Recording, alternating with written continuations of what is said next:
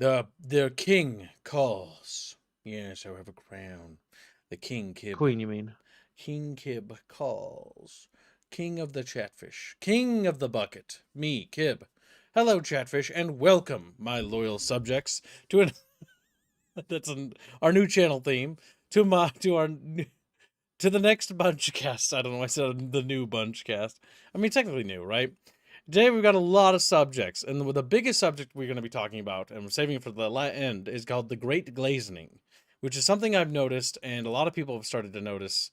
And it's something that's been going on for a good while, but it's worth discussing because it's honestly really bad for the industry, even worse than a lot of things, even worse than wokeism in a way. Well, no, not worse than, but equal to. But either way, the first thing we have to talk about on today's Bunchcast, subject-wise, is chocolate. Now, why are we talking about chocolate? Well, I'm going to play this little clip here, and you're going to see for yourself. I'd mute it. I'm going to mute it too. Yeah, good thinking. So here's a woman who's showing some Hershey's chocolate. All right. And how rubbery it is. They also recently just changed the ingredient list. They don't have cocoa butter in it anymore. And it looks very... And that's about how I remember warm chocolate kind of looks. No, I've had Hershey's. No, I mean warm Hershey's. No, I had Hershey's bar last year, and it wasn't like that. They've recently changed. Yeah, so the big issue here is that it's basically come out that people are basically accusing Hershey's and Reese's of basically not having peanut butter, not having chocolate, and their candy anymore. And like, it's one of those things. We've seen this before with Subway. Remember when Subway, the sandwiches weren't advertised a foot long, and they weren't a foot long. They were like 10 to 9 inches. They were shorter, and like things like that. And this is false advertisement. And the big thing here is that this is important that people call them out, because corporations and mega corporations try to get away with bad stuff all the time.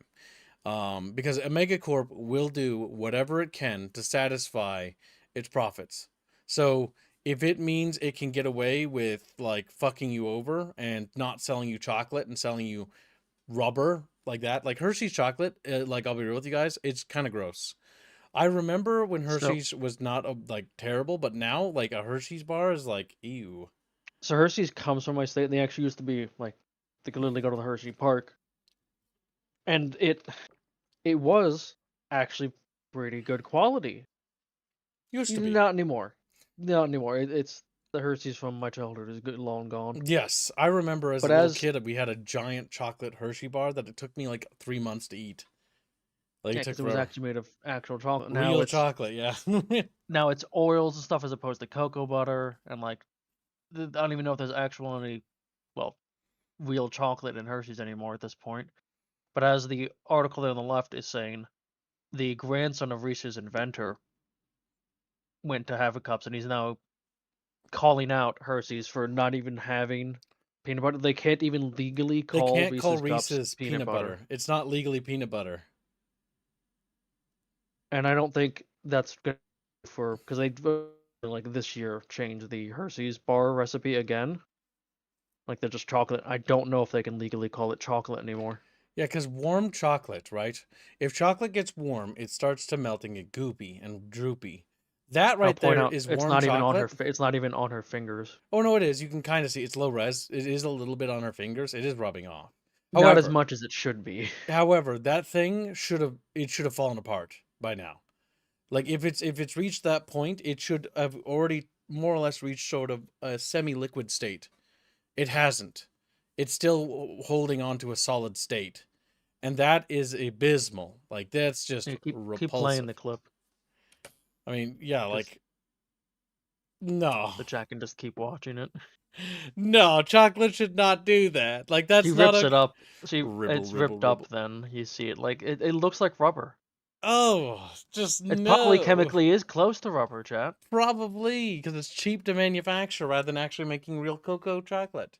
So yeah, that's supposed to be chocolate. Yup. Yeah, no, gross. Hershey's has changed their recipe this year, Fuzzy. Yeah, they did. Their They don't have recipe cocoa butter actually anymore. changed and cocoa butter was removed from the recipe. And this is a result of that change. Shut up, woman! There we go. Ribble, ribble, ribble. Oh my god, that hurts me. Stop. Oh god, no. Yeah, it rubs off a little on her. No, that's just upsetting. Like, that's It literally genuinely folds upsetting. it in half. Like, it's genuinely upsetting. Chocolate should not do that. That's not chocolate. It's bad. Yeah, Chatfish, I'm so... sorry, but I think we have to avoid Hershey's. That hurts me because they're from my state. Oh my god. Yeah, no, that's not chocolate, my boys. That's it's like Subway, you know. Subway made improvements, didn't they? They removed a lot of their No, bad stuff, didn't they? I can't I've remember. not heard of any improvements. Last thing I heard was them doing a Happy Gilmore like special event thing where you get cups or something. You get we sell The new sandwiches. You get a Gilmore cup. movie or whatever. You Yeah, they're get like, a look, novelty cups, come by. It's like, did you improve anything? You can get a novelty cup. It's like, okay. Okay, all right. The last thing I remember them improving was they removed the yoga mats ingredient from their bread. And then what did they do? They also, Our bread actually has bread in it now. instead of having those weird chunks of chicken, they now actually have like rotisserie style Shredded. chicken, which is a little better. I don't know. The last time I went, I got a nice chicken bacon sub, and like the chicken was very mid at best. Their meat is always mid. Like, that's one Yeah. thing. I've gotten Subway before, and like the meat there, like, it doesn't have a lot of taste to it. Like, the It's most mostly tasty fake. meat would be like the meat you get like on a club, right? Like the All They're using American Club. Campbell's meat. Like, I wouldn't be surprised if it was printed meat, because like last time I went there with my dad and like we tasted it and we like looked at each other like, this has no taste. And then we went to Jimmy John's instead the next time we like hung out together, and Jimmy John's was like it was like a different world. It was like the meat had flavor. Now I don't know if Jimmy John's is still like that or if Jimmy John's went down in quality, but like comparatively Jimmy John's versus Subway, Jimmy John's the meat had flavor. Subway, the meat was present. Oh, you want this link to share to other people? I'll post it in discussions. Yeah, Before you go for it. move, sir. It'll be the Discord discussions. So yeah, just be aware that Hershey's chocolate isn't very much chocolate right now. So if you want to make chocolate-based things, I would recommend avoiding Hershey's until they address this controversy and change the recipe to actually be, I don't know, chocolate again. For now, I'll be avoiding them like the plague. Not that I was buying chocolate for anything at all, but if I was, you know. Also, Blake has an excellent question. Hershey's chocolate fund for Kibbs when? Hershey's chocolate fun. What, make like a fucking like snowman out of this stuff? Just have no chocolate fund Kibbs. A Hershey's chocolate fund? I don't know, man. I don't want that rubbery looking shit. It's upsetting. I don't like it. I don't like how rubbery it is. It's genuinely upsetting. Like, here, let's go back over how upsetting that is together one last time. Play the whole thing, Kibbs. It just gets worse. Oh, no. And she's like really fucking whipping that shit around, dudes. Yeah. Just a little bit on her fingers. Oh my god. And she's like pressing it, like her hands are warm. And like it's Yeah, you can just see a tiny bit has gotten on her. And now she's like molding it. Stop. See how it rips? It Like rips it's ripping like it's paper. Oh my god, that's not natural. All right, I'm covering my screen while I move this away. But yeah, the reason why we're talking about that, we usually focus on games and stuff, but this particular case, it's worth mentioning chocolate and Hershey stuff, because whenever a corporation does something like this, it's worth mentioning, because it's one of those things that I know a lot of you guys like to bake or make stuff, and maybe it was worth mentioning that maybe you might want to avoid Hershey's for anything you're making for at least a while until they, you know, fucking fix their horrific recipe where they can't even legally be called chocolate, apparently. Well, I know Reese's cups. I saw an article before about like they actually Yeah, can't label Reese's it as can't peanut call butter it peanut anymore. butter, which is like, like, no. Like, I want peanut butter. I want actual peanut butter. I don't want fake shit.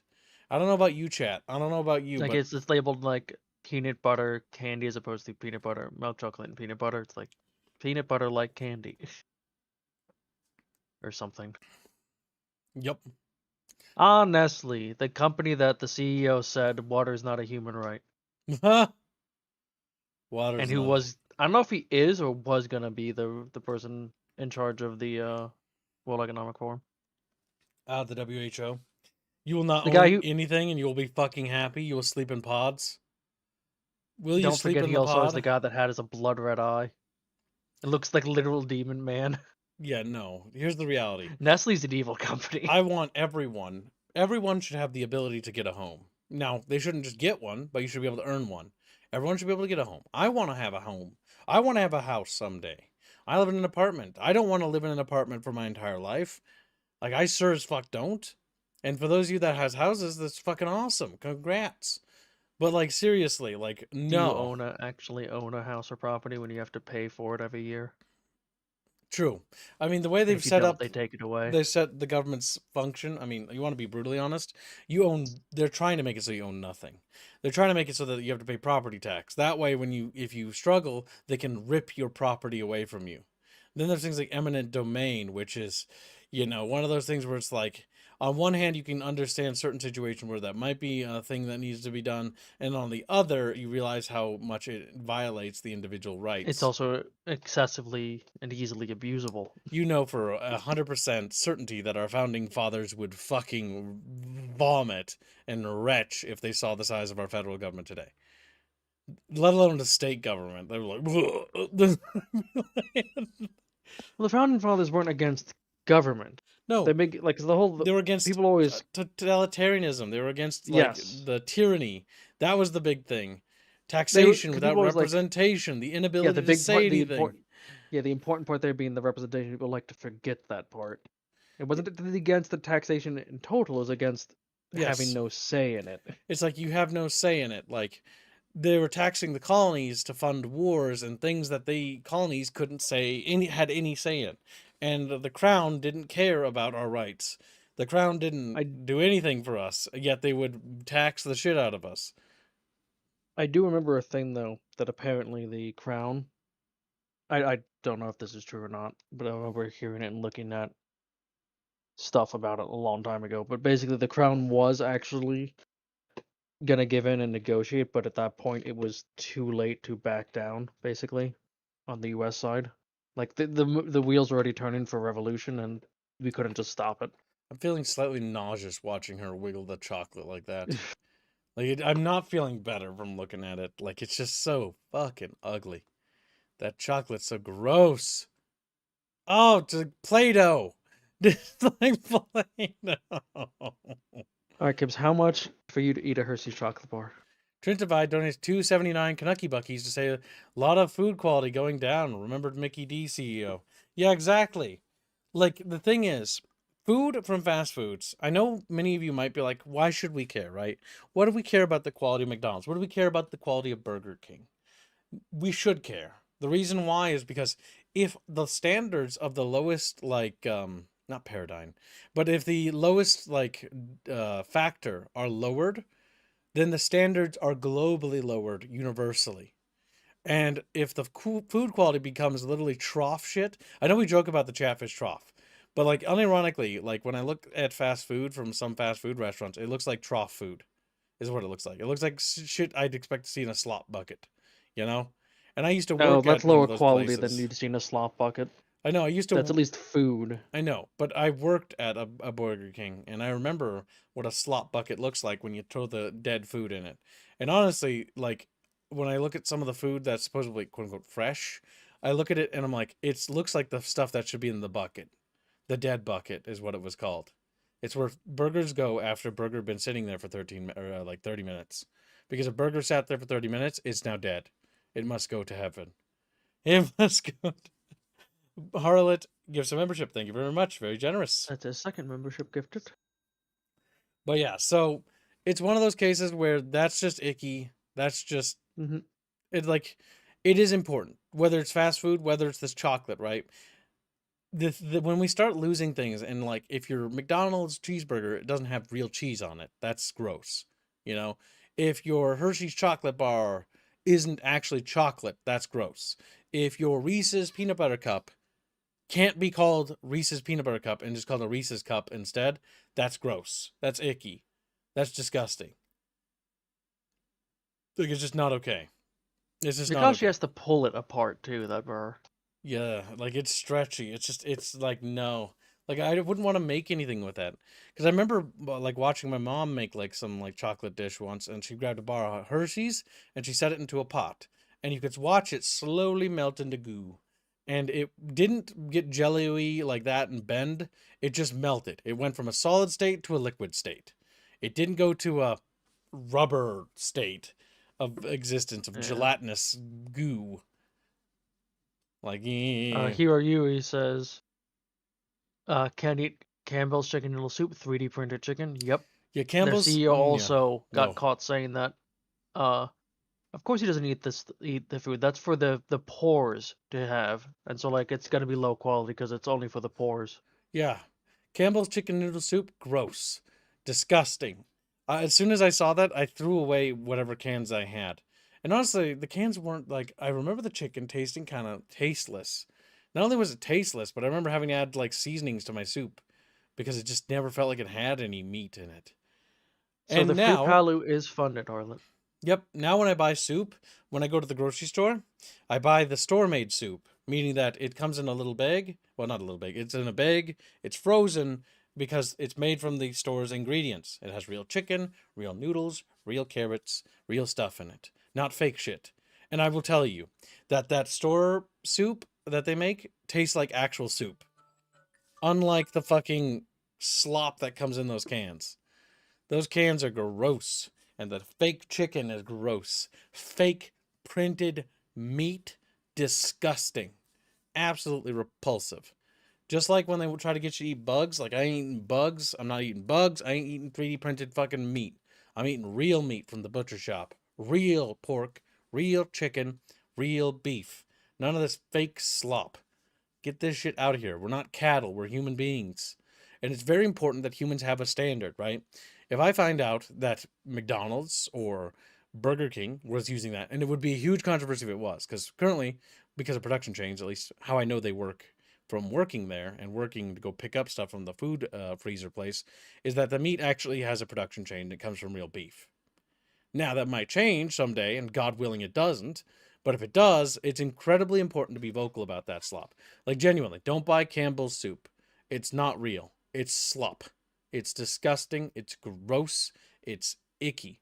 Make homemade stews with real beef, real chicken, real meat. Don't get that 3D printed shit. It's bad for you, chat. It's bad for your tummy, bad for your intestines, bad for your organs. Bad for you. Icky. None of that garbage. I like how this turned into a food stream because of the stupid I'll rubber also, chocolate. well, every stream is a food stream with Kibs, but yeah, avoid the fake meat stuff as much as you possibly can, chat, It's not because good for you. It's it bad. literally causes cancer. Yes. It's Like not only not natural, it's just not good for it humans. actually does kill you. Hmm. Why do you think when the studies came out about that and like the synthetic meat ended up going under and a bunch of other companies that were trying to do that ended up, well, because they was turned out they were making actual toxic food. Why do Food's you toxic. think Yeah. uh what's his name? Bill Gates started doubling down on it. The guy who keeps trying to wants to decrease the population. Yeah, these people, you can't trust them. These people hate you. And that's why it's important to tell you guys this. Like, if for example, let's use me myself as an example, right? If I become a rancid human being and I tell you guys I hate you guys, and like I hate gamers, I hate people, and I release my video game, you shouldn't buy my game. Because at that point, like, why would you buy that? Why would you buy something from somebody who hates you? Like, it's just retarded. Like, in my opinion, at that point, it doesn't matter. Like, there comes a point, and I do believe in separate the art from the artist, right? But if the art is like, I think the human population should be smaller. I don't think you should have a right to water. I think you should have to pay for water and oxygen just to breathe. Like, what? Like, that's corporate dystopia right there for you in a nutshell. Because remember, I'm very much a staunch capitalist, but I also think that capitalism can't exist without ethics.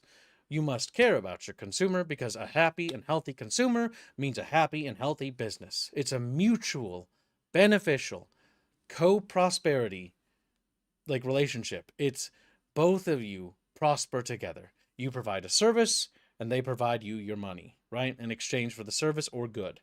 And that is a good relationship. That must be nurtured and sought after and cared after. Like you can, because you both need each other, right? Like to prosper. And so it's one of those things where it's like, I don't understand how well, I actually know it makes sense.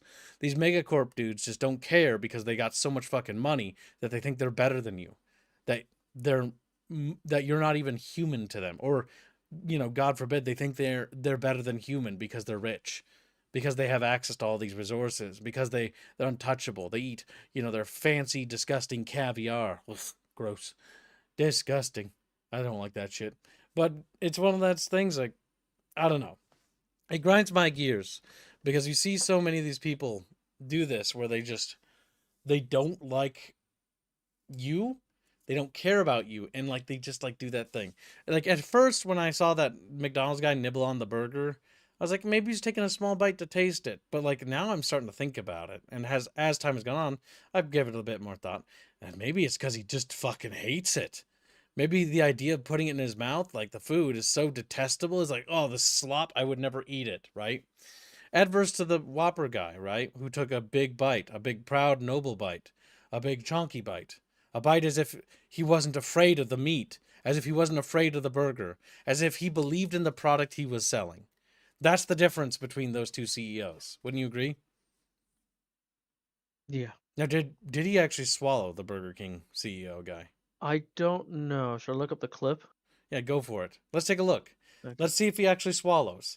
Because I wouldn't be surprised, I'm just saying, because these types are always this way, because they're fruit cups, is if, like, one of them takes a big, meaty bite, like, and then the camera, like, all right, the camera's off, and oh, that shit's disgusting, you know what I mean? Like, it's like, if that's the person that runs that company, then we have an issue, in my opinion.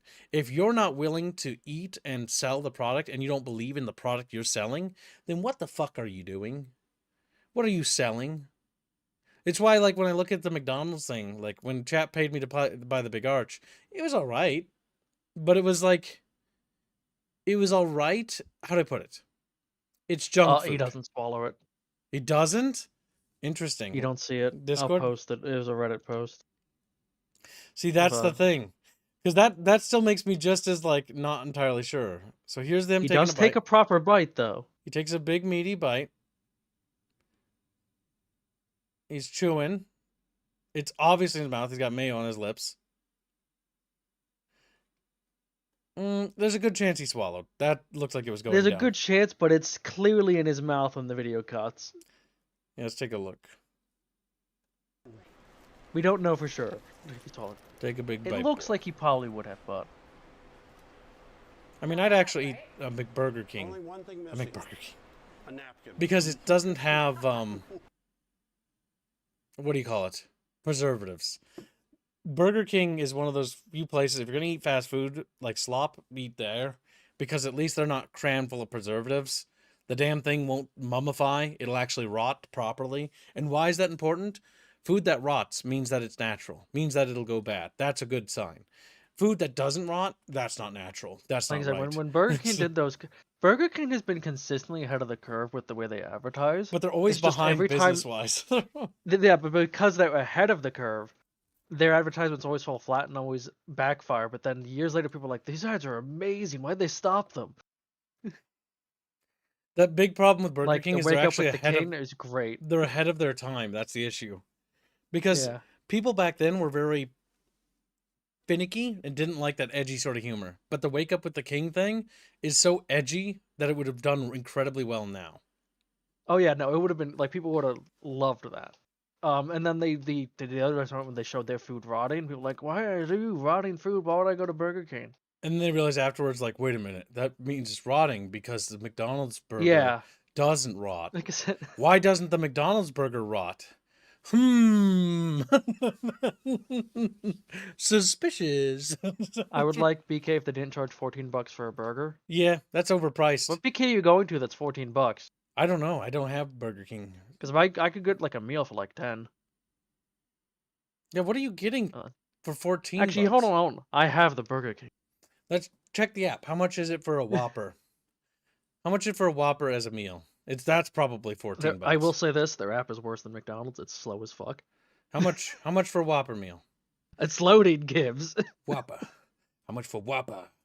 Whopper. Whopper. Okay, let's see. Menu. Oh my, so slow. You live in California? Oh, well, of course it's going to be overpriced. Yeah. Whopper. So the big thing they're pushing right now is the maple BBQ Ah, specialty burgers. Whopper. They're always more fun than the regular burgers. But go ahead. So if I get it as a medium meal, so that's with a medium fry and a medium drink, it's $13.19. It's also going to be about almost 2,000 calories for a meal. That should be enough food. That's enough calories for like an entire day almost. Yes. Like that. This sandwich, by the way, this sandwich, I'm looking at it. So it's got candied maple bacon, crispy onions and jalapenos, cheese. It's got barbecue sauce, and it's stacked with shit. Like, it's a big fucking burger. That sounds pretty good. It's got jalapenos on it. Then again, I'm a sucker for jalapenos. Damn, now I want one of those. It's got like I said, candied maple bacon, nice. crispy onions and jalapenos. Candied maple bacon sounds like a good idea. Add extra if you want. I didn't know it came with jalapenos. Burger I saw a picture. Sponsor Kibbs. He has the crown. My king, call me. Call upon me back to service, my king. I would probably shit myself if they're like trying to recall me back to service. They're like, come back, Gib. We need you. He was the knight we needed. The Kib Knight. By the way, did you know California, that'd be why prices. Back when they had the ambassador program, I was an ambassador, by the way, for the crown. Yep. No big deal. I will say they're late. Now hold on, we could once again, this could be proving the point of what I said of they're ahead of the curve. Their new thing of you rule is super cringe, but who knows? Maybe the few is like, no, that was actually great advertising. Yeah, I mean, could be that again. Burger King's too hip. They're too hipster. They're ahead of the head of the curve. They're ahead of the curve. I mean, that happened to Sega, by the way. You make it's because they're really leaning into like you make the food you want, like design it how you want, and like you rule. It's your choice. It's like it's so cringe. But why didn't they just stick with the old years? The old because when I worked there, the idea was it was Burger King. Have it your way. Yeah, whatever you want. Like you want extra pickles, no pickles. Because now they're like, you are the king, Gibbs. You rule. You know, that's weird. Why Bring back the king mascot. In a couple years, Gibbs, maybe. We'll look back. My God. Everything else they've done has always been that way. Hold up. You dropped this, king. Lifts up a crown. They're literally leading. What if they're literally leading into that? They're leaning into that meme. All customers are kings. You are the Burger King. My liege. I'm just saying. Oh my God, if they actually roleplayed the fucking like drive-through, that would make the experience 10 times better. My liege, how may I take your order? In fact, I think last time I went there, they did say, welcome to Burger King where you rule. Yeah, they're actually mandated to say stuff like that. I know, because I used to work on the drive-thru. But I'm saying they're leaning. What if that is the intention? Hello, welcome to Burger King. It's me, Kib. How you doing? Just like, fuck. All I'm saying, chat, we need to look back in like 2-3 years and be like, was that actually good? Were they ahead of the curve again? Were they really? All right, this has been one hell of a tangent that I didn't think would happen on today's stream, but it's funny as fuck. But yeah, so the big thing here is, again, it does matter. It does matter whether burgers or whatever chocolate is good, because corporations should be held accountable. Their products need to be good, because if corporations are held accountable, whether they're Hershey's, whether they're McDonald's, whether they're Burger King, or whether they're Ubisoft, products exist, and they exist for a reason to fill a need that a consumer has, right? And the need might be a luxury good, like a video game, for instance. Not necessarily we don't need it, but it is a luxury item. It should still be held to a certain minimum standard level of quality. And that's why it's important that people be vocal and critical. That's why it's important that people call out this chocolate slop. Yeah, this is exactly how social media should work. In fact, Robin put it pretty beautifully earlier, actually. Let me go snipe Robin's thing. Is Kib going to read Super's big thinking? No, Kibs will not. Okay, Spider Pig. But I will. go ahead and read them while I pull up the Carnivore King. Spider Pig donates $5. Kibbs hates us chatfish. He said so. It is the sovereign right of the chatfish to throw off such tyrannical government and provide new guards for their grub. He's proclaiming himself king, chat. Get him. Dog pile, Spider Pig. Genghis Kek has also then been a member for 40 months as a software miner. Long-term support. Very good, Genghis. He then donates $2, which I can put your miner to that your tags as well. And he says, "Where is RFK when you need him?" RFK. He's the guy was trying to RFK Jr. was making it going after companies for putting fake stuff in, like with Coke, the fake yeah, with the corn syrup. He was going after like companies for using seed oils and stuff, but like he's kind of run out of steam, falling backward. He's not really making the news as much. As far as I'm aware, the stuff's still going on, but there it's a lot more hush hush. Yeah, because I mean, it's a big fight to have, and it's an important fight to have. Like, we deserve better. Whether you live in America, whether you live in Brazil, whether you live anywhere, right? You deserve better, especially if you're a paying customer, right? Like, if you buy, a burger, it should be a burger. The beef should be beef. The bread should be bread. The mayo should be mayo. The ketchup should be ketchup. It shouldn't be substituted with some random sloppy shit to cut corners. You know what I mean? Like, if we're buying things, it should be what it is on the tin. And on an interesting segue, there was a post. You got rid of food dyes? Yeah, food dyes. Food dyes, yeah. Why using food dyes? That are banned across the globe except the US because they're Red 13 or whatever the fuck, or Red 17? the red, like the yellow, whatever, like the ones that are just color and then number because it's just a god awful chemical. It's horrific for your body, yes. So here I have a post from our Slay the Spire. This is from a Reddit post. Slay the Spire 2 only sees 12% positive reviews and nearly 5,000 negative reviews within a day of its latest patch. Then there was a post by Dingus Hongus who said, "Can I blame Helldivers 2 for teaching generations of gamers if you feel mildly inconvenienced by literally any change in a video game, you should yell and scream, review bomb, and boycott the game and shit yourself until the developers cave in?" And Robin basically adds to that, saying that's exactly how it should work. Because Robin's actually exactly correct. Yeah, the entire purpose of a review and a review system is if a developer doesn't do something you like. Let's say in our game, when we release it someday, we do something that's bad. We censor the game and we get review bombed. Absolutely, you're right. You're vindicated in review bombing us if we lie to you. Absolutely. There's no excuse for what we did. Like, the reality is that it doesn't it's a two-way street here, bucko. That's what the Dingus guy don't get. Like, Helldivers 2 is a great example of when people were pushed down, the community pushed back. And Helldivers 2, what makes it special is that the developers and the publisher caved and gave the people what they wanted. That is exactly how this should work. The big problem is when it doesn't, right? When people pushed back against the new Star Wars slop, right? And we still got the slop we got. It was still bad, and we didn't get anything. That's when it's not working. That's an example of it not working. So the Dingus fella here is completely out of touch with reality. It's not that we should blame Helldivers. Yeah, like it's called bootlicking, if you want to be fucking blunt. A little, tasting that leather. Real good. Like, you can't do that. You can't say that and expect people not to shit on you. Because the reality is that we live in a better age. We do. In the previous age, people couldn't criticize things, and the AAA industry hates that. They actually miss the 90s and 2000s because people couldn't be outraged and work together and communicate anymore. Or because they couldn't back then. You couldn't organize. Games did bomb back then, but there was no organized pushback like there is nowadays. Not on the scale of which we have today. And that is purely because the information age we live in now. And because we live in such a glorious age, they don't like that. Like, why can't we have it like we used to? It's like, well, you can't. Because people can now communicate, people can now push back. If you do something bad, you release a bad patch, people don't like what you do, you break a mechanic that people enjoyed.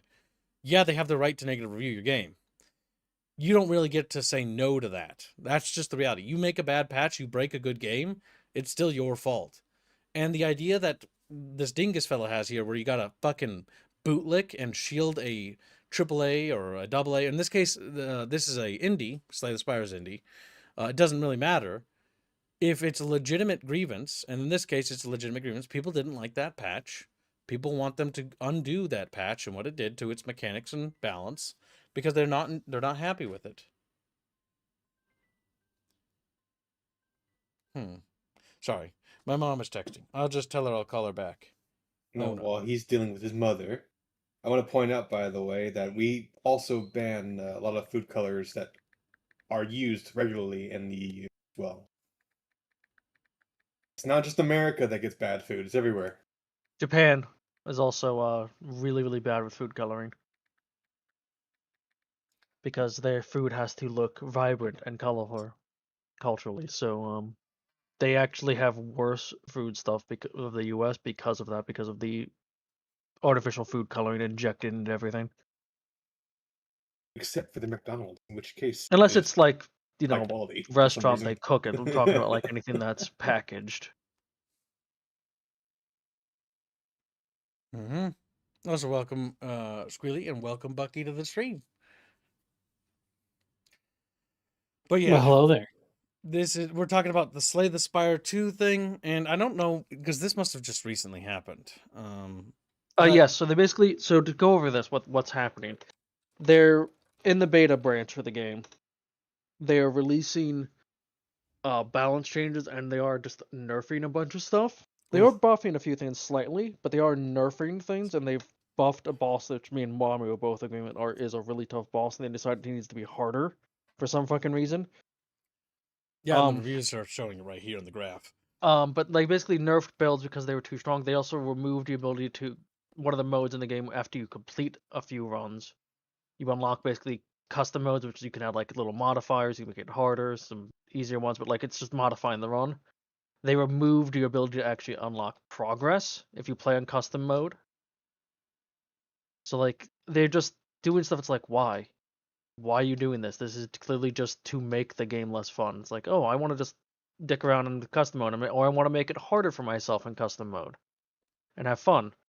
Oh, well, now I can't actually unlock anything if I actually get a good run on that. That just becomes a scenario where you don't play custom until you've unlocked everything. Which is dumb. It's like, I want to have fun with this. No, I have to grind the normal, I have to grind the base game in order to unlock stuff to have fun. That's dumb. Yeah. No, it is. It's absolutely silly. And it's again, this is harkens to other games that have done this too.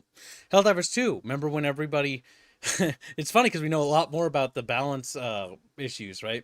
There's one guy that does the balance. Not as there only one guy that does it. I mean, technically speaking, it should only take really 1 to 2 people to do it. There's not a one guy that does the balance, Gibbs. Yeah, but it's the one guy who does the weapons. I mean, he's not doing the balance. He just sets up the guns and then never touches them again. There is no balance. They don't look at other things when they create things. Yeah, I know. They never check. That's why the new war bonds are good, though. Because the new war bond... Well, that's a theory, right? Because the new war bonds... So Helldivers 2 has war bonds. War bonds, for those who don't know, introduce new weapons. But they're outsourced by different studios. This is nothing new, by the way. Some people are like, what? That's so crazy. No, like, the industry's been doing this since, like, the 90s. And I think even before. But yeah, so other studios being licensed to do expansions is pretty normal. I think XCOM even had it. StarCraft had some expansions for its campaign, unlicensed, or no, even licensed 2 expansions that you probably never heard about. They're very weird. But when they're outsourcing these things, they're outsourcing these war bonds. The Dune one was notably outsourced, and it sounds like every war bond that's come out since has been outsourced for the most part.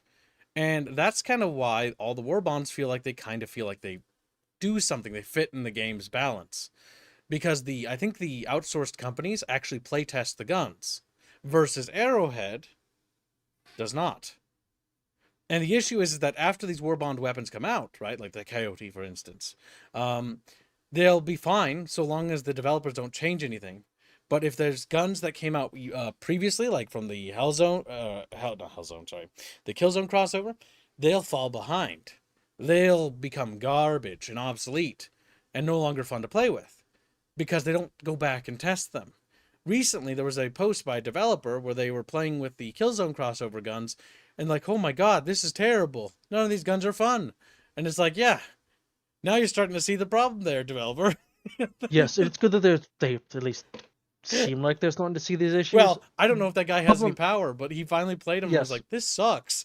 But there is a slight problem, and this is why a lot of games that do content like this, where they add in content, like a big one would be MOBAs and stuff, do fall into this trap. Because they're adding in new characters, especially if they charge money for the new characters, they are financially incentivized to not go back and balance old stuff because you're not paying for the old stuff. Yes, this is a gotcha problem. And because of the Warbond system, this also means this is a Helldiver problem. Is that because the developers are intentionally doing this? There's a lot of things I can talk about here because I know a lot of stuff. Now, we don't know if their intention is. I don't think they are intentionally making things that were released previously real worse. Quickly, video games, right? Mobile games. Mobile games are usually made up of 9 to 7 whales that usually comprise the entire income of a mobile game studio, approximately. Usually, like, one person can equate to like 1,000 users in terms of how much revenue they generate, right? For those PvP ones, like Clash of Clans style games. And with that knowledge, chat, now you have to factor that in, that they're going to try to appeal to those people at the top, because the free-to-play users are the people who entertain the whales. They're there for the whales to, prey upon, while the whales are there to, get their high off of preying upon the free-to-play guys. And that is how that gameplay loop works. That's also why those developers usually alternate what whales they allow to be at the top, or favoring different whales style of play styles and stuff like that. And the reason why they do that in those mobile game markets is because, again, it's not meant to last as a long-time business model, but it is entirely built around the principle of essentially trying to milk as much money as they can for their quarterlies so that they can make as much money as they can until people eventually drift away. It's not built for long-term survival. And the issue is when we go back to this game, right? The war bond. You wear the war bond, you join somebody's lobby, you flex with all your cool gear and weapons, and you feel cool, right? That feels nice. But now the issue is that you're not just flexing with your fashion and your gear. Your guns are better. Your stats are performing better. Because your weapons perform better overall. Now, I will say, I don't think it's as much of an issue here.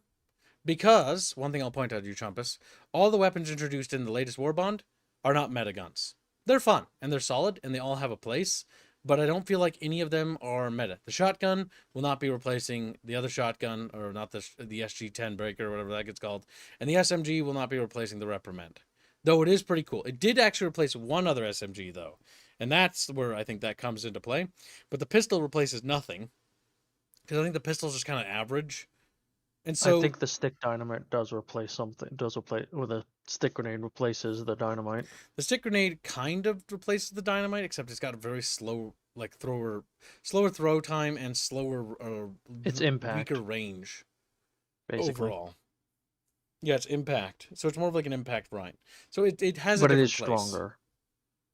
Yeah, it is by a couple hundred points, but it has drawbacks. I thought it was like 1,000 more. No, it's not. It's not 1,000 more. Okay. 800. He's like, what? Rounding up. It's like, I think it's 800 to 600 or something like that. It's at least 2,000. Yeah, and the dynamite is like 1.2K or 1.2K. Yeah, I don't think Arrowhead's in, like, doing that, but I do want to point out that there is a financial incentive for them to. Yes, that's why I was highlighting companies that have actually done this as practices. Yes, and I don't think they are, I No, think it I is think just a they little are. incompetence on their part. I actually think it's negligence and incompetence. Only because I've Mhm. watched their interviews, and based on how they respond to feedback and criticism, it shows a lacking understanding of how things are. Now, the game Helldivers 2 in its current state is actually in a very good state. Has been since the Cyberstand stuff. It's still just as fun as it was before. It's not. If you're ignoring the meta, Nobody cares progress. about that. So we're talking about the gameplay. So the Yeah, I know. gameplay is about probably stronger than it ever was, actually. And that's the thing that matters most, because the meta progress is whatever. The meta is the meta. Like, that's just the meta storyline. The gameplay of how the game feels when you play it is pretty strong. The issue that actually boils into is basically the weapons that fall behind, the weapons that are older, and weapons that were not viable back then are even less so now. But like the weapons that were at the top or were at the top then are still functional now. It's just that they never go back and they check these previous weapons. Like, for example, they didn't check the STA-11, which is from the Killzone crossover, because nobody thought to check it. Nobody checks these guns to see how they feel when new enemies are introduced. And the other thing that's actually an issue, more than anything else, is that, and the second issue, is nobody tests difficulty 10. Difficulty 10, anytime a new thing is introduced, is horribly balanced. It Did varies they do from... that? Hold on. Did they? Because I know the community was like, "Well, why don't you fucking play difficulty 10 with these weapons and see whether you can actually complete one without Yeah, losing?" because that's the problem, right? Because if you want to play difficulty 10, if I bring certain guns, I'm just throwing the game for everybody else, is the reality. Yeah. And that's why when I play with certain Chatfish, if Chatfish don't have those guns, I'm not going to play on difficulty 10 with them, because they're just going to lose. It doesn't really matter, because you have to kill at a certain threshold to maintain like control I or missed the dominance. coyote. The coyote's still really good. Nothing changed with that. But I mean, you can't kill like big things with them anymore. Yeah, it's still king. You can kill big stuff with it. I used it on the new Illuminate enemies, and it worked pretty damn good. Honestly, it's probably one of the Illuminate better enemies performing. are not cyber standards. Genghis says Giga Grenade is 2,000, Dynamite's 1,000. Is it? I thought it was 1.2k. How do you plead, Gibbs? Gibbs, you're I was wrong.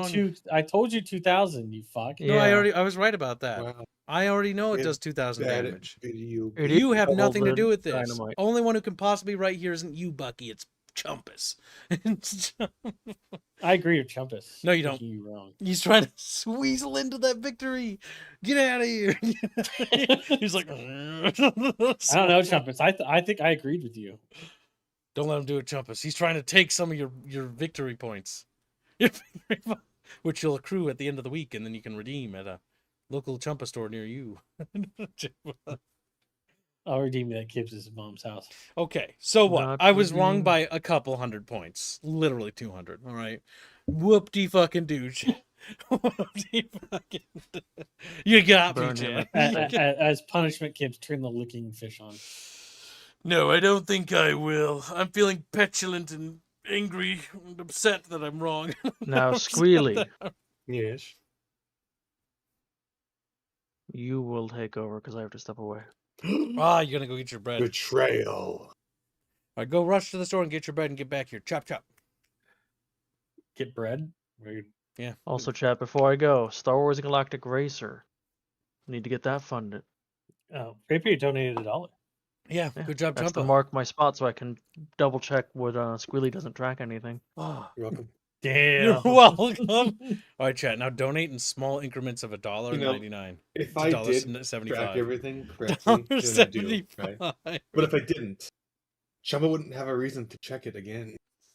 And he has autism, so he likes checking things. I don't think this is the defense you think it is. It is the defense I think it is. It's correct. He's like really trying to like you know that scene in Resident Evil 4 where you can repeat the laser scene from the movie where he's like Leon's Mhm. jumping.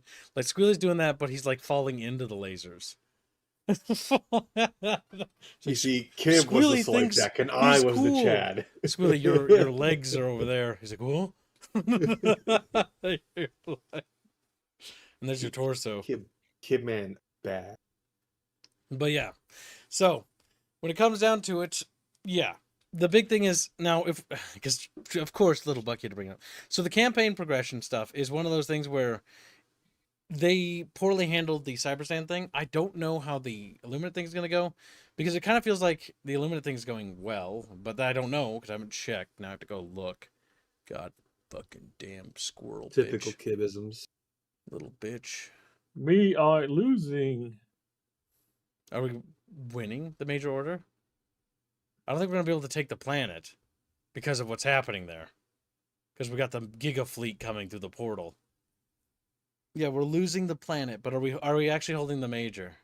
Because that's all that matters. We just have to whittle them down. Oh well. We'll find out at the end of that. The new enemies, by the way, the new Illuminate enemies are fucking solid. But I'm annoyed that it's only 3 new enemies, isn't it? It's the 2 walkers, and they're both really fun to fight. And then it's the stupid, annoying drone things.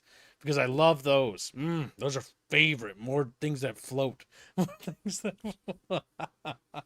It's too bad you won't play it today. Yeah, we got Daikatana to do. Now, Yeah. more impertinently, chat bitches and buck bitch. He's like, fuck, I hate Kip. He's so mad right now. Yes. Why are you referring to my dog like that? Don't be a little bitch, Bucky. Now, you can't weasel out of your nickname. Chat, he's trying to psyop you, by the way. His name is Bucky. Bucky is really cute. I have photos of him beating up. He's my cat. talking in third person, Chad. He's talking in third. I'm pretty cute, guys. Mwah. Just like, There you go. what? You heard it. Kid said he's cute, apparently. Don't fight. It's in your nature, squirrel boy. Now, but yeah, so basically, to get back on topic, that is exactly how negative reviews works. If you don't like the status of the game, if it like Helldivers 2, and there's things you don't like about that either, then yeah, you should leave a negative review. But you should also update your review to reflect how you feel about the game as current. Because right now, people are letting them know that they're actually quite upset. Now, the big thing that people are upset about right now is there's a couple issues, right?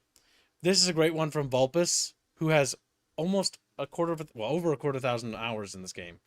And he says, after giving this game a chance for over half a year now, my CPU keeps bricking and it's getting worse now. Since I can't remedy that with putting it into windowed mode, which helped for a while, but guess what? This piece of shit software can't even remember my settings and I need to manually change them, which in turn means the game has time to brick my PC. Fix your fucking game, Arrowhead. This isn't just affecting one person in our community, by the way. This particular bug affects approximately several people. It affects Kasvik, Vulpus, literally Frederick Hannestad, and several other little fishies who can't even get the damn thing to boot because the game will just crash after a little bit of playing. And it's just this weird bug that they're just not addressing. This is one of those things that they need to fix. And you'll also notice that people are upset about this. AH has no balance team. They're really mad about that. Now, technically, do they need like several people doing balance? No, I don't think so. They probably need 2 to 3 people. But the issue is they don't have one dude doing it. Nobody's actually testing the guns, and like in between each patch, nobody's testing the difficulties. The developers only play on difficulty 6 and 7. The developers don't play on difficulty 10. And so who the fuck is testing to see if difficulty 10 is functional? I'm going to show you how bad difficulty 10 is, for example. In the previous stream we did of Helldivers 2, the difficulty 10 ranged from fun and doable to impossibly hard, where the attrition rate was nuts because of all the bullshit the game was throwing at us.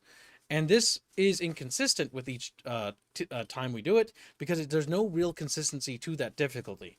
Like sometimes the game will just spawn 3 waves on top of each other. Sometimes the game will just keep spawning wave after wave after wave after wave after wave. That's when we usually run into those massive death spikes that we experience on our games. And there's no real consistency. And the only time these sort of like difficulty 10 problems don't happen is usually when we're playing on a front or in an area where they haven't changed anything, where they finally normalized. And so they really need to actually play the difficulty, because the new missions, yeah, they're doable on difficulty 10. But sometimes they're like, oh my god, that was super hard. Other times it's like, yeah, that was doable. It's like, how did it go from being like, yeah, this is going all right, to, oh my god, this is like almost unplayable, like in terms of we can't do it. It's weird because it's so inconsistent. And it's inconsistent because there's no balance to it in terms of the difficulty. And the same thing goes for the weapons. Like, the legendary war bonds are probably the worst war bond. The best one being the ODST war bond, because the MA5AB is actually still pretty good. Versus the, STA11 or anything from the fucking Killzone crossover, which is actually just kind of various pieces of garbage. It's like, none of these things are particularly good. They're all particularly bad. I don't like that they nerfed the Quasar. There was no need for that. What? Nerf the Quasar? Quasar hasn't Yeah. been touched in well over a year. No Are shit. you talking but about because the last time they touched it was about 2 years ago, or was it a year and a half ago? they changed the time. cooldown. Yep. Yes. And they made it they changed it unnecessarily. But there was nothing wrong with the Quasar. The Quasar's still pretty powerful. I'm not entirely sure about that. Because I can kill stuff pretty quickly. But I still agree with the sentiment, though. I don't like them overly nerfing stuff, so I agree with Buckster. Because the big thing is, like, it's just a bad trend. Things should be brought up to an equilibrium, right? It's like, if you have a gun that feels fun, don't nerf it so that it's with the rest of the guns. Bring everything to where things are fun. You know what I mean? Like, keep things fun. And if other rocket launchers aren't as good as the Quasar, then maybe the other rocket launchers need buff. Like the laser cannon. They buffed that by 5 times the fucking reach. Yeah, now the laser cannon's really good. And the Quasar is still sitting there with its debuff. And it's like, yeah. So you did make the laser cannon better. But now the Quasar, it's still good, but it's not as good as it could be. Like, because you just nerfed it randomly. And they're just like, it's just weird things. It feels like they don't really test these guns because the balance seems to be so flippant, right? Now, usually they have responded relatively positively. Like, most weapon balance changes since then have all been buffs. So I can't say that I've seen major nerfs for any weapons. But there has been a couple cases of the stealth nerfing by changing mechanics on how enemies work. And that still is an effective nerf. Which, again, is still not... It's, again... The issue is that somebody there wants the game to be a certain way, and they're clearly retarded. And I'm not sorry. You're a retard. You don't know how this game should be, and you should stop changing it that way. Because, you know what's funny? Every time this happens, Bucky... that Pielstedt has to come back and switch it back to what people want because Isn't he on sabbatical? I think I don't think he's on a sabbatical. I think he's working on the second game right now. Or not Helldivers. He's working on the new game they're making. The fucking Eagle one or whatever. I have no idea what it is. But he's probably just laying out the foundation for the next game. And a great deal of their team is working on the next game. And so Helldivers 2 has what we call the support team. It means the B team is now taken over.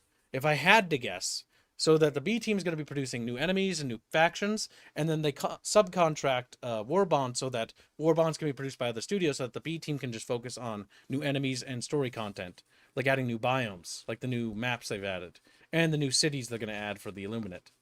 So that way they can constantly be adding new content. While the A team, if I had to guess, is off working on game number 2. Whatever the fuck that is. So, and whenever we'll see that, I don't know. But I do know that they don't want to work with Sony anymore. Based on their last, talking, or at least how they worded things. It sounded very venomous towards Sony, and that might be because of the Great Bombing, and they blame them for that. So I think that they're probably going to pursue a game in their own direction. What that is, I have no idea. But it means it's probably not going to be another Helldivers game. But I also know that Arrowhead has no intentions of abandoning Helldivers 2 because it prints money for their studio. And so those fuckers will be continually supporting that game for a very long time. In the same way that MMOs receive support, because MMOs and live service games are very similar in that regard. And so long as people are still there buying stuff and buying into the game and buying its war bonds, that game is generating revenue, which will in turn turn the wheel of content being generated for that game. So long as that wheel keeps being turned, there will be a constant stream of content, factions, enemies, and content forever. It's when that wheel stops spinning is when you can expect to see that disappear. So if the game completely tanks and people stop buying stuff from the game, then expect to see it implode entirely. However, last we know from what war bond sales they do get, their war bond sales almost eclipse, I think, the game sales alone. Like, it's insane how much money those things make. So that thing is going to keep churning for a while. It's got at least if things as are going as where they're going, just by my estimate, and this is just a shot in the dark here, it's at least got 2 years of development guaranteed at its current course, because it usually takes about a year for them to make a decision to cut the plug, and it takes about a month for that to be finalized fast if it's like this ain't going. In the case of Concord or Highguard, usually takes about 30 days for them to go like nope and pull the plug. I can't believe Concord already has 5 sequels out. I know, they just come out so fast. Really putting Call of Duty to shame. Call of Duty's having a hard time keeping up with that release schedule, aren't they? It's like 5 games in 2 years, isn't it? Fuck. Yeah. That's nuts. That's actually insane. That's actually impossible. I can't even think of a studio that could produce games that fast. No. Let's see. What form go say? As soon as they release them, they kind of, stop supporting them and build another one. So really yeah, that's cool. good enough. Pump and dump.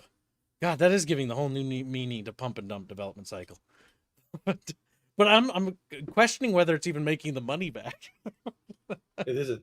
That's the funny part. These pump and dumps are kind of like pumping. There goes my money. There goes my Well, jokes aside, Chad, if you don't get when Concord released, some of those devs went to another game. I think it was Highguard or Marathon, and then they in turn failed, and then went to a different fucking studio.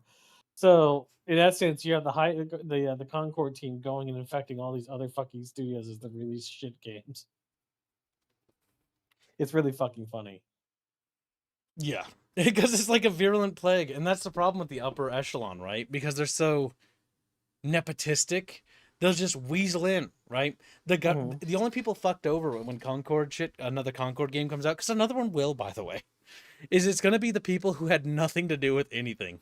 They're just the guy who is like, yeah, I'm just here to code like do the programming. I'm here for the cool gun. Yeah, I drew a gun and then I modeled the gun. Well, good for you. You're both out of a job. You're both out of a job. Meanwhile, you got schmuck fucking, pronouns schmuck 1 and pronoun schmuck 2 moving on to the next company to go leech the money out of and then jump ship. Eventually they're going to run out of ships to jump to in the industry, though, if they keep taking these studios. I'm just happy the fucking John Wick game looks like it has none of that in it. The John Wick game has a lot of promise. It looks good. It looks like the developers, from what I saw of the trailer, it looks like they know what the people want. It's like, yeah, you want a game about action and killing people and having like cool like sync death animations where you kill people with different parts of the environment and stuff. Pencil. Yeah, the pencil. Like you can interact with enemies with like cupboards and like the countertop. As long as they have that consistent and all the levels are very well designed like that, that'll be really fun because it'll have tons of replay value because you can like go through the level and try different executions and stuff, which could be really cool. I'm actually really hopeful for the John Wick game. It looked good. So fingies crossed on that one. I think the Wolverine one's probably going to be a pile of shit though, from what I heard. Or did that get canceled already? I mean, there's several good games coming out that I'm looking forward to that have zero vibes in terms of Concord in it. Yes. I mean, this year is looking like a big year for AA and indie, and there's a couple of games that are coming out that are just like, yeah, they're kind of devoid of that, which honestly means that I think 2026 is going to outshine 2025 and 2024 combined. If this year's to go the way it is basically on us looking. Not to mention all the Kickstarters we looked at earlier too. Like a lot of them, now they're Kickstarters, iffy territory, by the way, Chatfish. But a lot of them had a lot of meat to them. The Dwarf one looked good. The Ashen, what the hell was it called? Darkhaven. Darkhaven actually succeeded its Kickstarter. I will point out, by the skin of its teeth, like absolutely barely got through that. The Dwarf one looks like it's going to reach all its stretch goals on its trajectory, so that's good for them. And so, yeah, it looks like a lot of good up-and-coming games.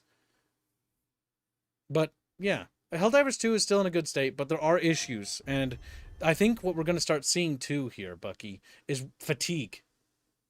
The we're so back and it's so over thing is going to become really tiresome. And the other thing that's going to be big here, regardless of how we look at it, Arrowhead is kind of the new Bungie. Like, that's kind of the reality. They're culturally a phenomenon right now at stance. That can change if they continue to fuck up.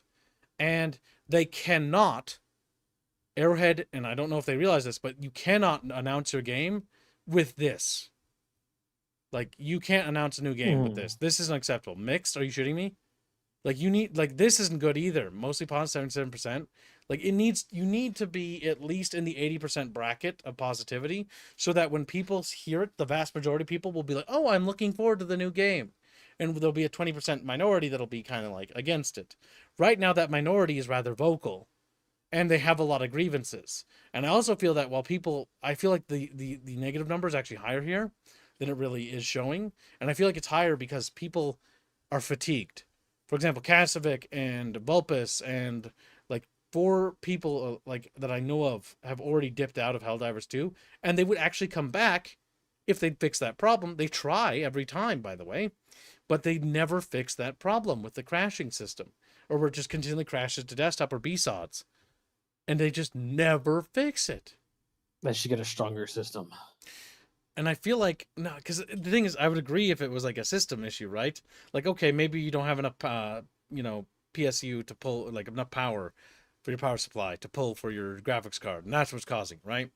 That happened to Chow Chow, and then we fixed his PSU issue, and then all of a sudden, he never crashed anymore, because that was the problem. But for other people, it's not their PSU that's the issue. It's just there's an incompatibility with the game. And I talked with our boy Robin about this, and there was another game that experienced this issue too, by the name of Path of Exile. I don't know if it's Path of Exile 1 or Path of Exile 2, but I'm going to open up 2 just so it's in the background, just an example. But Path of Exile 2, or 1, I can't remember which one, has a critical problem where if you're running this game, it will randomly, your NVIDIA drivers will fail. Now, it's not, in this case, it's not Grinding Gears Games' fault.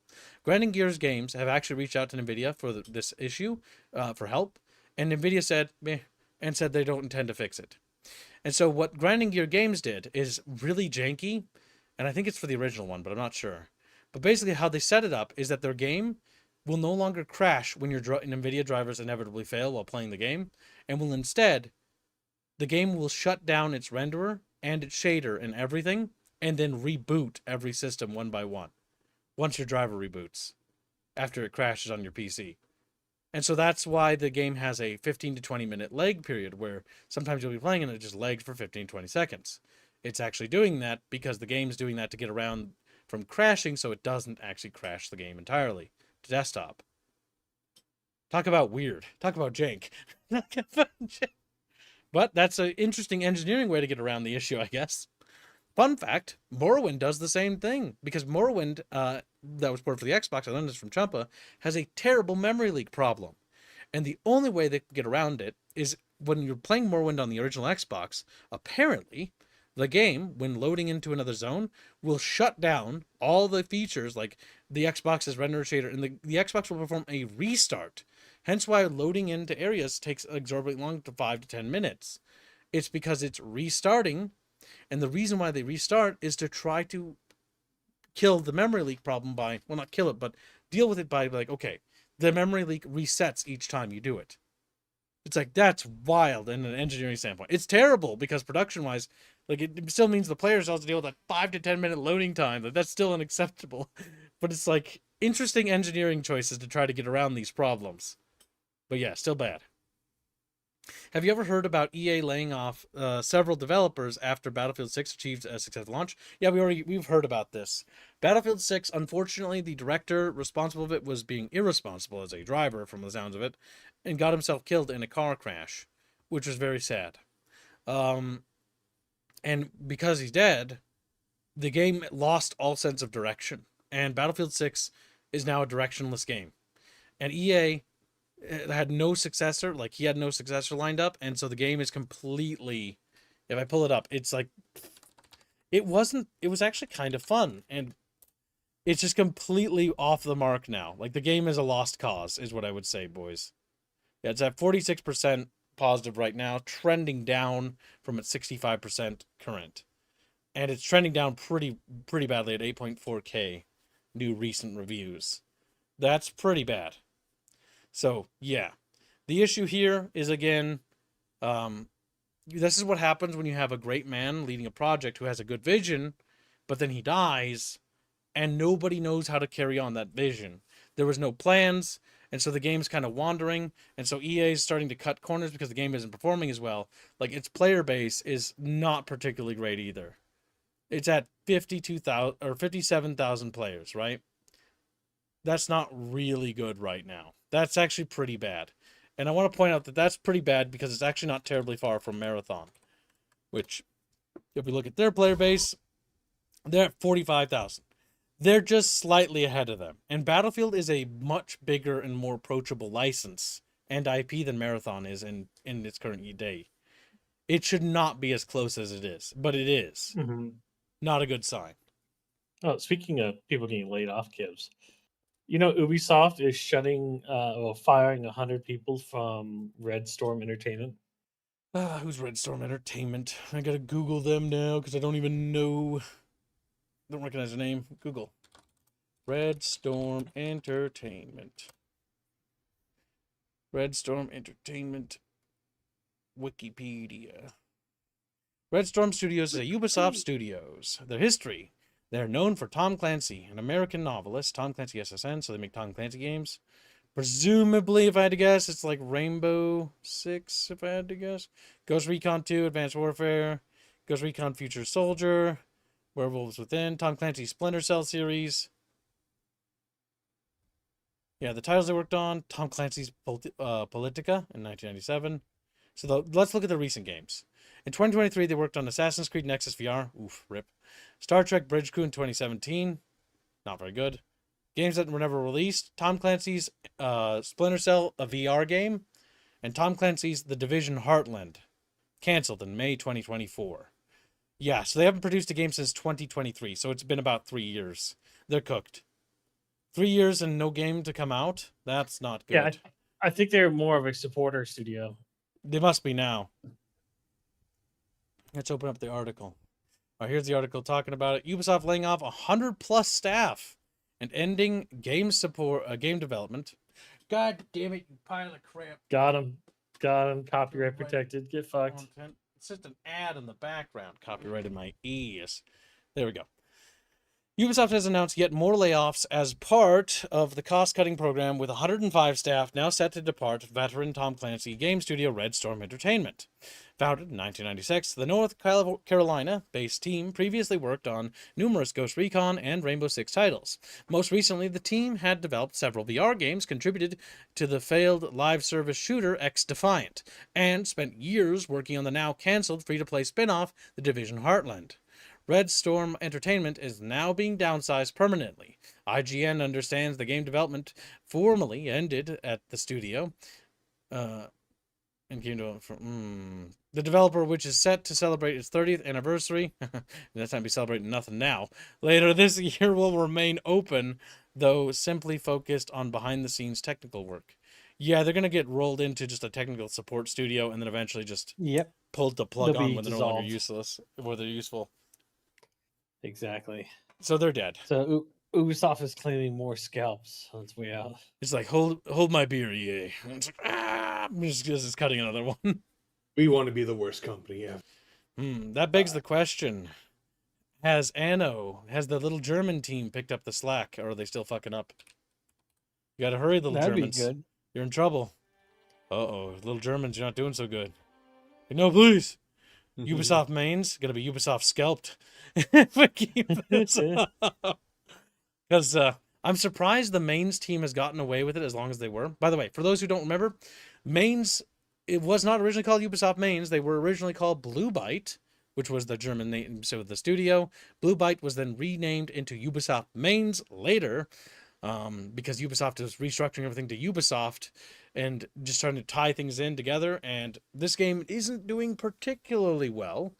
And Ubisoft has a terrible tendency to murder companies that don't do well.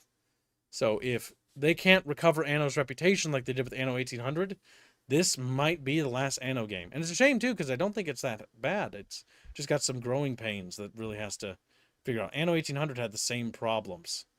So I think this studio might be next on the chopping block. Tiamat says, but Kibbs, the Division Heartland was kind of dead on arrival, to be honest. Red Storm was doing firearms and combat for a while in Division 1. Well, yeah, it might have been dead on arrival, but here's the thing, right? If a studio doesn't produce anything, because whether it's dead on arrival or not dead on arrival, that we can discuss later. If a studio isn't producing things, and like let's say Battle Damage Studios was a part of Ubisoft, right? And if I didn't produce a game with Ubisoft resources in approximately like 3 to 4 years, they're just gonna yoink the cord and roll up the stuff and then roll it up and then shelve it somewhere and be like, you're all fired.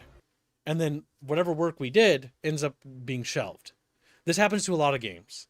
For example, EA has what we call the archive or the EA archive. Some of you might be familiar with this word. The EA archives is I'm not sure if it's like a storage location or something, but basically it has every studio's resources and things in there. It's allegedly, right? We know this because when Command & Conquer got the remaster made, they actually got permission to go through the archives and dig through Westwood's previous works to find stuff. This led to something rather interesting happening, where they actually did, I don't know if this is still on the news thing at all, nope. But they basically eventually were able to, because they were digging through stuff, they found the source code for these games on this engine here, which is called the Sage engine.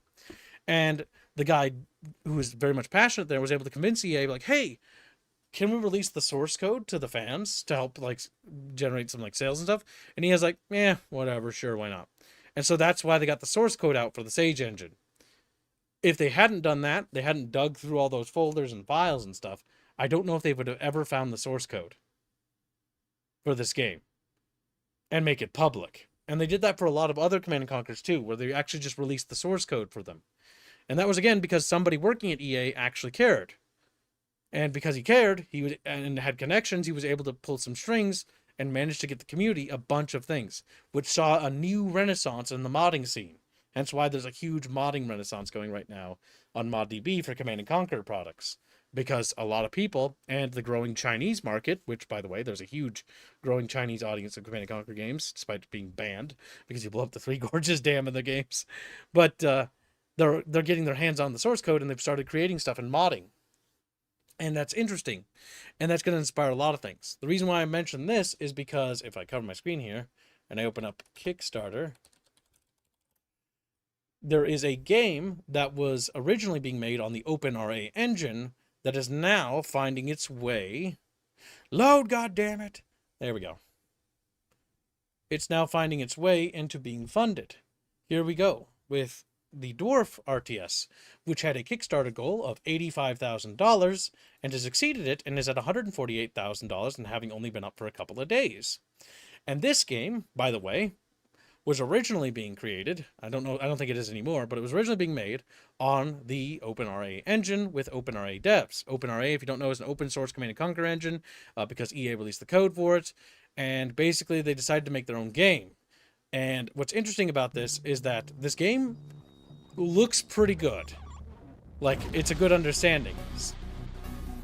So people getting their hands on things is not a bad thing, chat. There are positive results for this.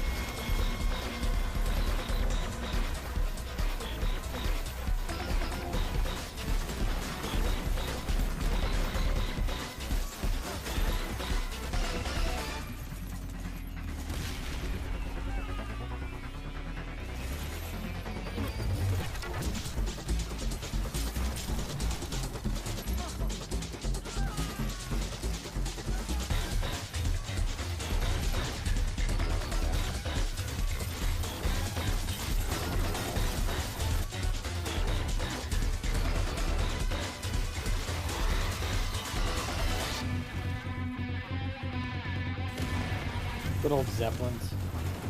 Tiki boats.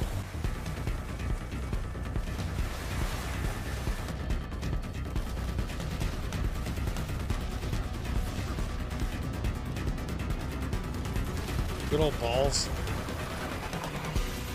They would.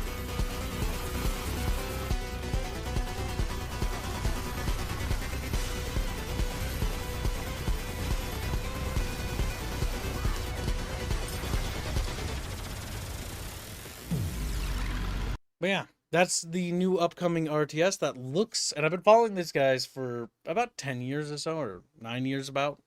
And they've been working on this project for about 15 years. And it really looks like it's coming to fruition here. And they've reached a point now where they're far enough with the coding that they're like, all right, we're far enough along with this game that we think we can do it. And now we're doing a Kickstarter. I backed this already because I want to stream it. So I got the early access one. And so, yeah, their Kickstarter goals aren't necessarily unreasonable, though I will wiggle my finger. Anytime these fucking Kickstarters do physical items, I think it's a huge waste of resources and money. But they are doing physical things, like they're going to give you like a little statue of the soldier, which is like, okay, I mean, you can do that, but like, I don't know. I feel like it's a bit goofy to do stuff like that. But it looks like at its current trajectory, it's only been up for a couple days. It's about to reach the expanded voice acting. And then very quickly after that, because the goal is relatively in reach, they're easily going to reach the new environmental zones. The co-op stuff, I'm very confident they're going to reach that level there. It's whether they get down here to these last 3 items, I'm not sure. But yeah, it looks pretty competent. It's very well put together, and it seems like it's built with passion. These guys have dedicated 15 years of their life to it. When I see studios and developers like this, and they have such time put into it, you know they're going to try their damnedest. So this is their passion project. So I do believe that this one's going to have the best chance of making it versus a lot of those other RTSs. But again, we don't know. We haven't actually gotten a chance to see it yet. But I've followed it for a long time, and it looks pretty good. But yeah. So that's that one. Did you have something you got to say, Bucky? No, that's it. Also, I put stuff in the chat for additional stuff. Discord. So that's that. Next up, we have Need score. Netflix Assassin's Creed live action series. News and full cast confirmed. Plot and everything we know. Netflix's live action Assassin's Guess when it's gonna happen? What? What era do you think? It's going to be Ezio Auditore because he's the most popular. Huh, interesting. Why do you think I they're think going it to would do start with Altair? Altair. Okay, I guess you get to read. They might. Maybe they will. I feel like they just skip him because I don't know. I feel like they'll go with whatever makes the most money. Kids, they're gonna use it. Oh yeah, true. Let's see. Netflix's live-action Assassin's Creed series is rapidly expanding its roster. With newly, by the way, I have no confidence in this, but with newly announced cast members, Numi Rapace, Ramsey Bedia, Sean Harris, and Corrado Invernizzi, that sounds very Italian, joining Toby Wallace, Lola Pettigrew, Zachary Hart, and Laura Marcus, all people I don't recognize. And Tanzin Crawford filming is reportedly underway in Rome, Italy. Okay, so yeah, it is Ezio, I've had, yes. But Netflix has yet, because the thing is, Squilly, like the reason why I think it's Ezio, it boils down to the first Assassin's Creed game started it, but it's not the one people remember. Everyone remembers Assassin's Creed 2, Brotherhood, and Revelations. It's like the trio that people remember, and the first game gets forgotten. To the series. He's so important, though. He is, but like at the same time, he has less charisma than Ezio does. I've also read old man Ezio has more charisma. Yeah. Altair is important because he lays the foundation for everything he's going to do. He's autistic. But if he doesn't show up, that's a problem in itself, though. But the issue is Ezio Auditore does kind of all the things that people remember, because Ezio Auditore's story takes place at around the height of the franchise, right?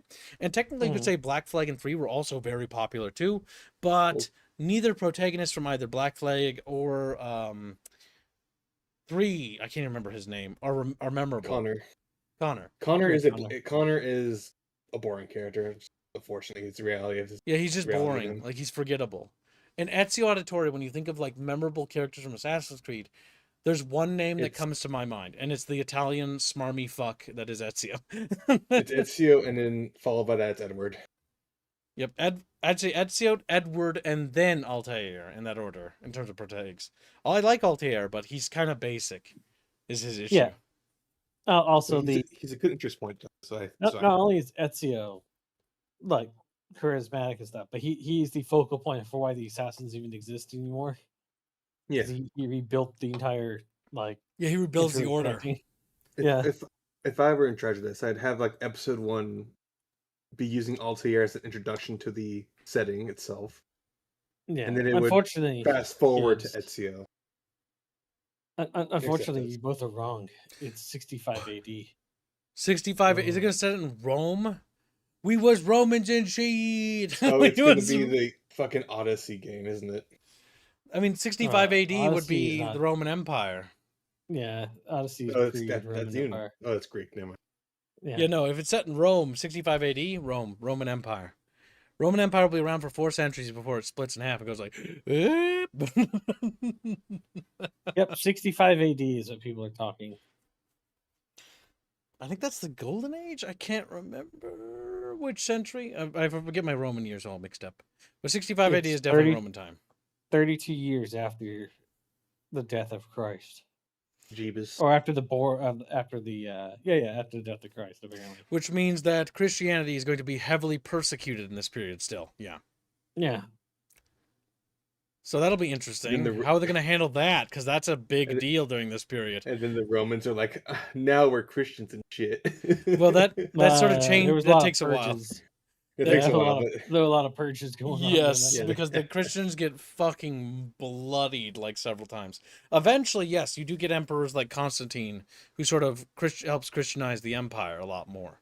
But yeah, his famous quote, "By this sign we conquer," and they conquer by the Chi-Rho, which is the symbol of Christ, with the little P with the little X in it.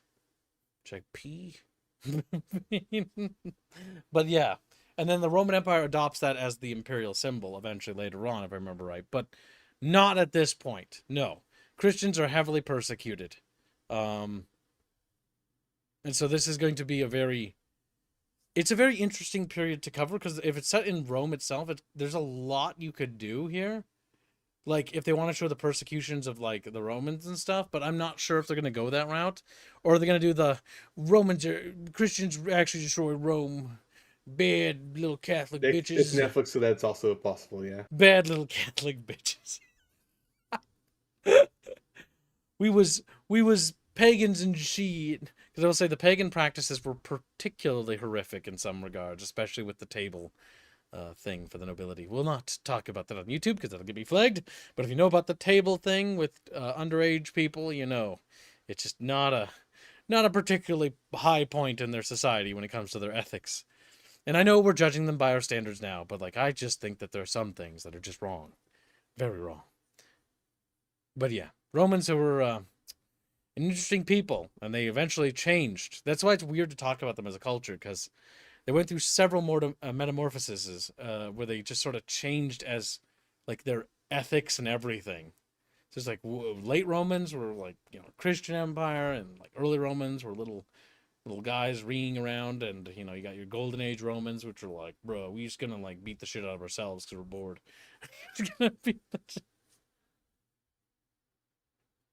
I know, little hippo Germany, but he says the Romans didn't become Christians until the 3rd to 4th century, due to an emperor having a dream where God told him in hoc signo vince, and then painted the Chi-Rho on the shields of the legion. I think that's Constantine. I think we're referring to Constantine because that was at the battle of that famous bridge. By this sign you conquer. And then he painted that on his shields, and there was a big battle that took place, and the most important part was the bridge that was sabotaged for him to cross. The guy who sabotaged the bridge was killed by his own bridge because he fell into the river and drowned. And that pretty much made them win because, well, the other guy killed himself, if I remember right. Or it's something like that. It's been a while since I've gone through my Roman history. But yeah, something along that lines. Basically, there's a bridge battle. Bridge battle goes poorly for the pagans, and the Christians win that bridge battle. And it pretty much sets up the Roman Empire to basically become Christians. Basically puts that an end to that whole arc.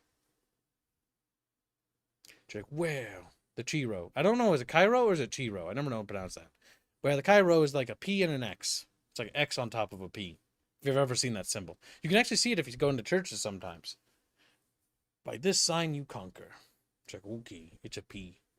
No, it's an X. But yeah, so they're setting it during this period. That's pretty interesting. I'm kind of curious to what they're gonna do, but I'm also skeptical if it's gonna be good. Because Netflix, I'll be real with you, it's not that they can't produce something of interest, it's that they have a very, very, very low bar. And this is a live action series. Hold up, Bucky. Who did the live action series for that One Piece thing? I heard people liked that. The live action One Piece thing? Yeah. Who did that? Was it Netflix? Yeah, that's Netflix. Maybe the live action team is better than the animated. It looked like ass skips. Oh, what? I don't know. I didn't watch it, dude. I've heard One Piece dudes tell me that they liked it. I don't know. Well, they like One Piece. You know, so chat, I'm gonna make a poll. Yeah. Chat question fishes. their Alright, taste altogether. let me bring. Okay, this will either make it more enjoyable or less enjoyable. What I'm about to say. So, Netflix did the whole Netflix adaptation thing for multiple characters in the show. Hmm. On the flip side, all of those people are the people Zoro has to kill. Wait, who has to kill? Zoro or Zoro whatever the fuck- is the swordsman, member of the cast. I think it's Zoro's the fucking swordsman. He's Explain. the funny guy. I don't who get know. lost everywhere. Yeah, Zoro.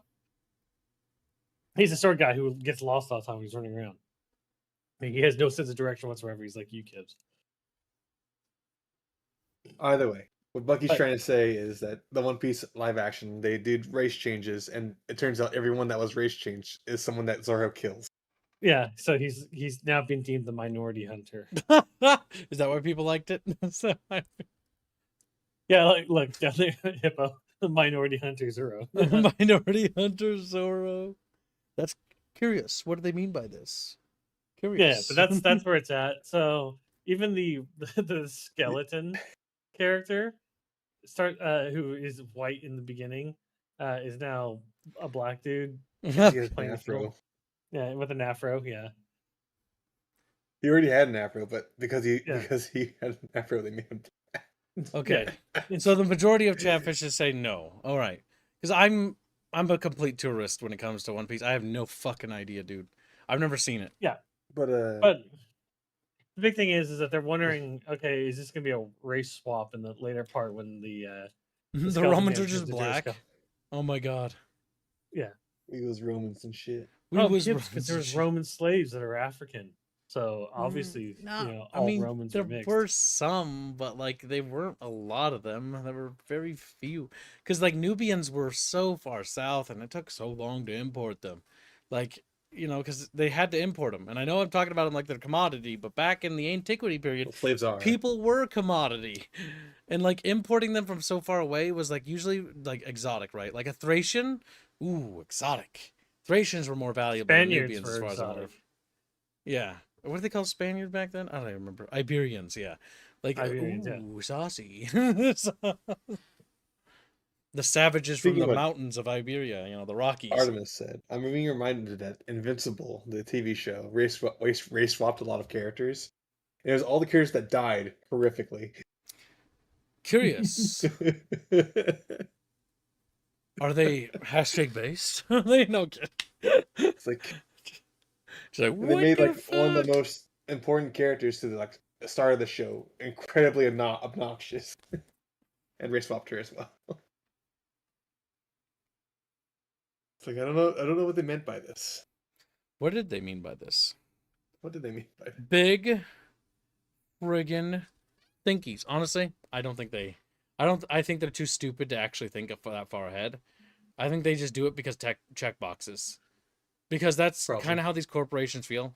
Like, remember when we were playing Crimson Desert, and it felt like when we were playing it, like it felt like the game was a series of check boxes. Like it has to have a mini game. It has to have a Check- chimney sweep mini game. Go chimney Is it sweep good? player. Nope. Check mark. No. I think the big thing is that when it's like a studio has a slot to fill, they go to their most known acceptable person, which is why Idris Elba has had so many fucking roles in so many movies, is because they're like, oh yeah, we need a well-speaking black actor, but they go and they pick the fucking British dude. That's it. Idris Elba. Yeah, because for a while, Yeah. Idris Elba was like in everything, wasn't he? Correct. He was even in the it's- Cyberpunk expansion. I forgot about that. Yeah, I haven't played that section yet. I'm almost to it. You're getting there. Yeah, me I've know been what you clearing all think. of the side quests. Say, I'm just gonna kill him. So what? I might. I don't know. We'll find out. I can kill literally anything in that game at this point. You little broken fuck. Revolver build? Mm-hmm. I knew it. You have to stream it when you get free time in the Discord so I can see how busted it is. Oh, I don't even need the revolver anymore. I can just do it with the pistol. Fuck. Look at this little cheesy fuck right here. Look at him. Dripping with cheese. Fuck. Mozzarella even. It's all goopy. Are we sure Bucky's a squirrel and not? Dripping with cheese rat. kids. That's a weird way to describe that. This one cheesy squirrel. I'm gonna have to ask India to update that avatar. Cover him with cheese. Oh, cover him in fucking Cheeto dust.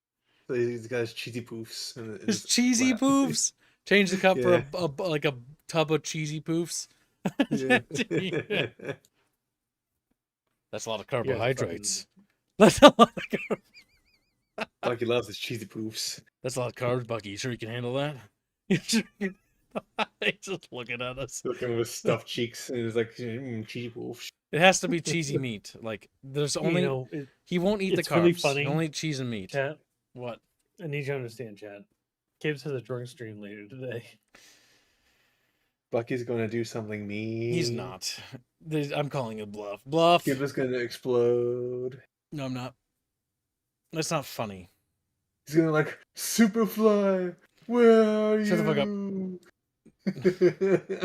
We have a He's tank. gonna be counting in threes and threes. It won't let him be. Oh my god, that'll never happen again. God willing. And then I get yelled at. Oh my god, Chatfish, are you actually fucking with me right now? I don't see a tank.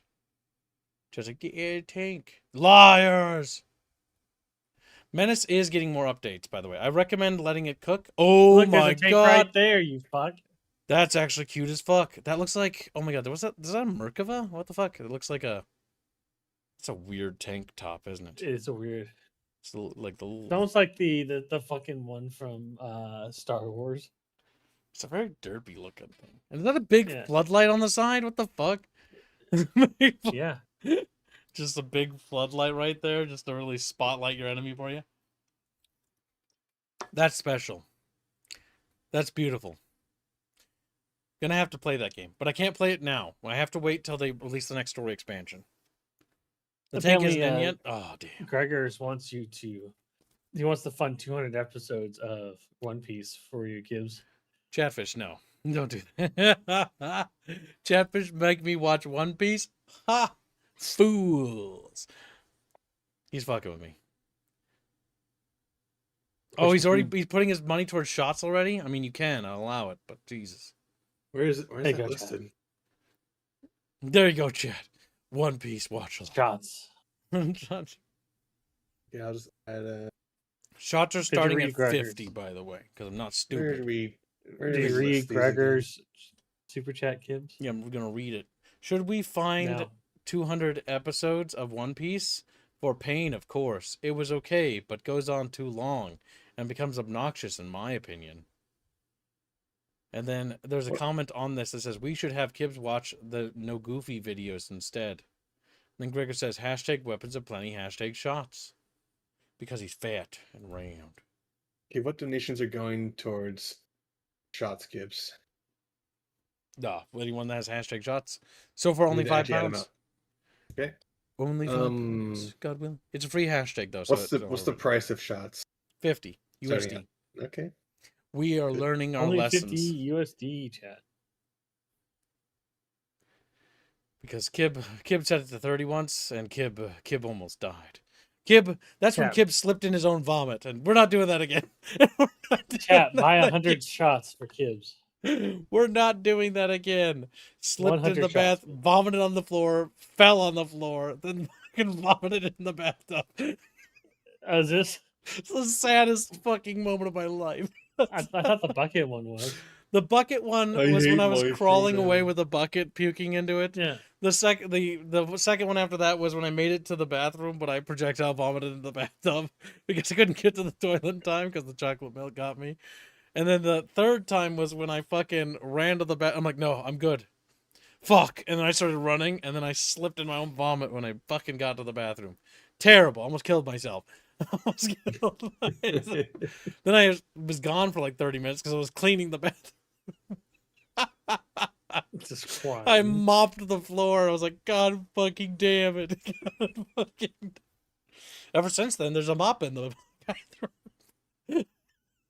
Like, what? Kids, why don't you put a bucket next to your desk? There's a bucket next to my desk. I'm wise. Not the man. shit bucket. I mean, like It's a full of The Vomit shit bucket? Oh my god, shut up. Proper pope. Knowing Kibbs is hygiene, probably. Fuck. Yeah, he's got his piss jug and shit bucket ready. I don't have a piss jug. I use the bathroom like a normal human being. But god damn it, you guys are fucking weird. Like how he paused there. Because I had to think about how gross that would be. Yeah, because you had to think about what you like. I would never. Okay, so the display on the little bottom right, chat bitches, will display the shots, but it will only despite the fact that it has like a dollar sign next to it. That number will only go up once it meets the $50 intervals.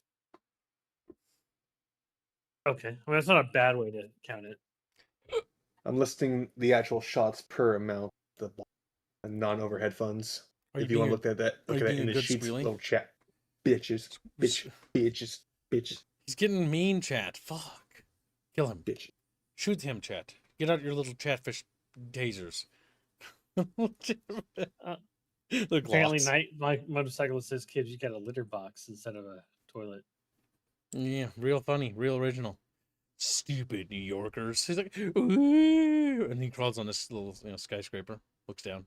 My feeling. So back to the bunch cast. So Netflix, Assassin's Creed being made. It's probably gonna be shit, and it's probably gonna be blackwashed if I had to guess. This is my theory. Look at this guy, Bucky. Oh, now we get Bucky and Squealer's opinion. What do you think of this video? He takes a bite.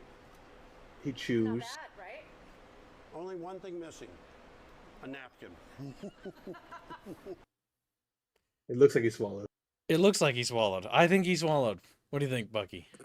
I don't know. We need to replay that because I don't usually pay attention to men Enhance. swallowing.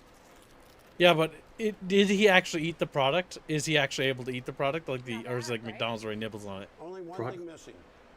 A napkin. He didn't swallow. His neck doesn't move.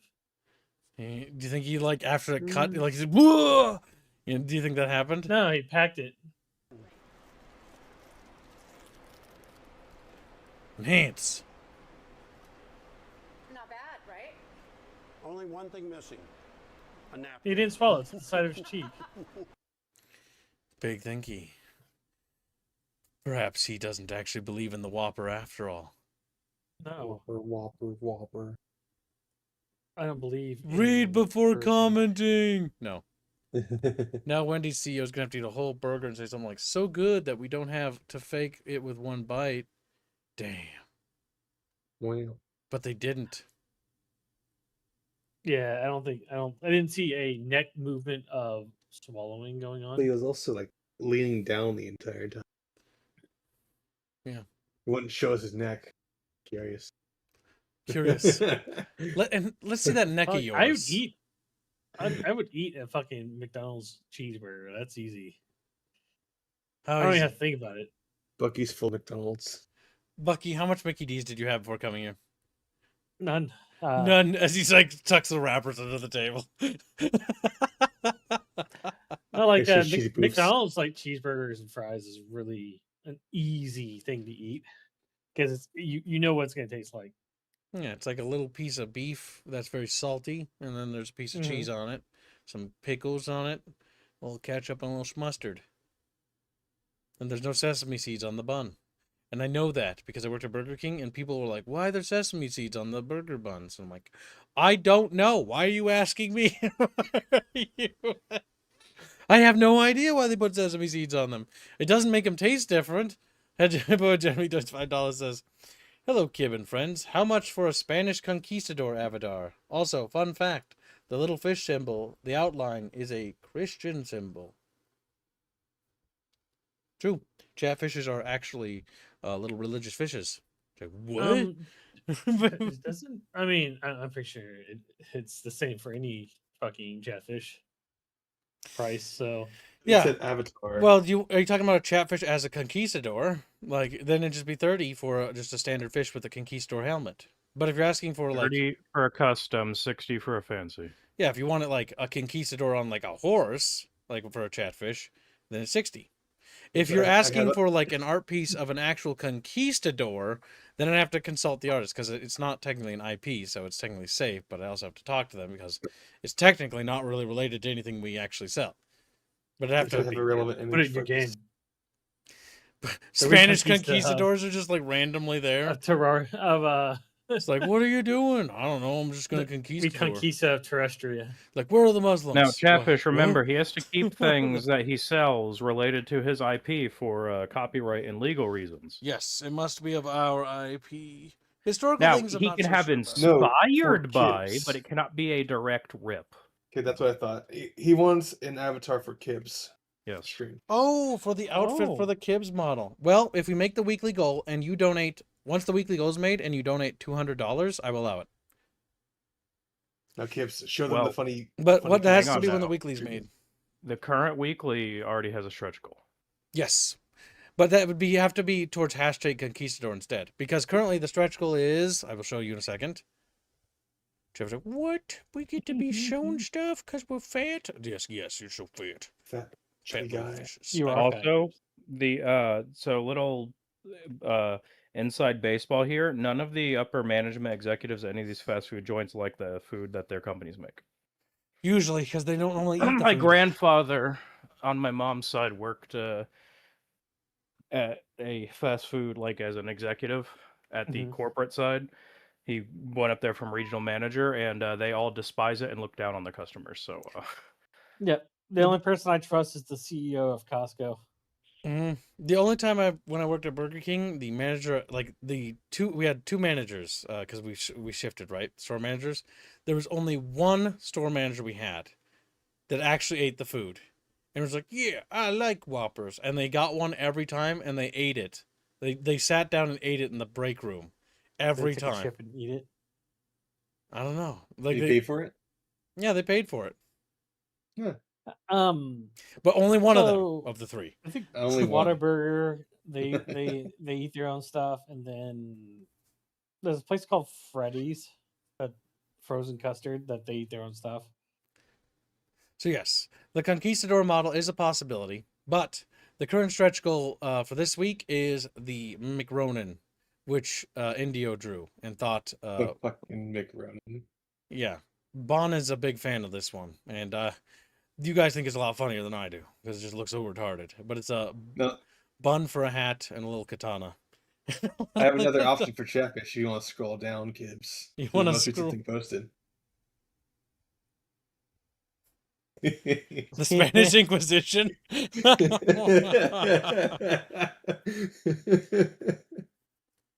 I mean, hey, Nobody sky's ever the limit. expects them kids. Nobody expects the Spanish Inquisition. Exactly. but this is the Neko Inquisition. It's funny because the Spanish Inquisition actually announced their arrival usually ahead of schedule to make people flee. Yeah, thanks, Kibbs, for announcing it and ruining the joke. Fun fact. Then why didn't they Kibbs get is rid of their definitely a Redditor children? then.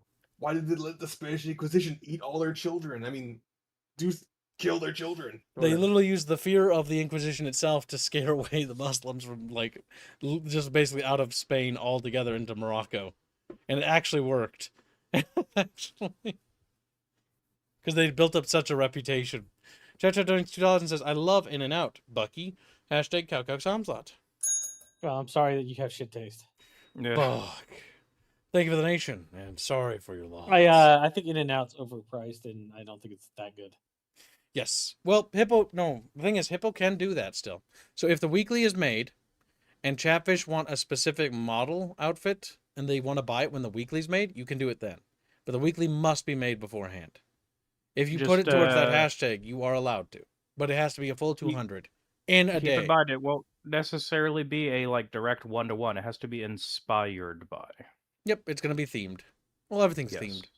The outfits are themed. Like, look at this hat. Does this hat belong to any company? No. Yes, No, it doesn't. It's a Burger King it belongs to cruise. the company of kings, Gibbs. It says Burger Kib. And Or no, air- it says and Berg airlines. Kib actually on it.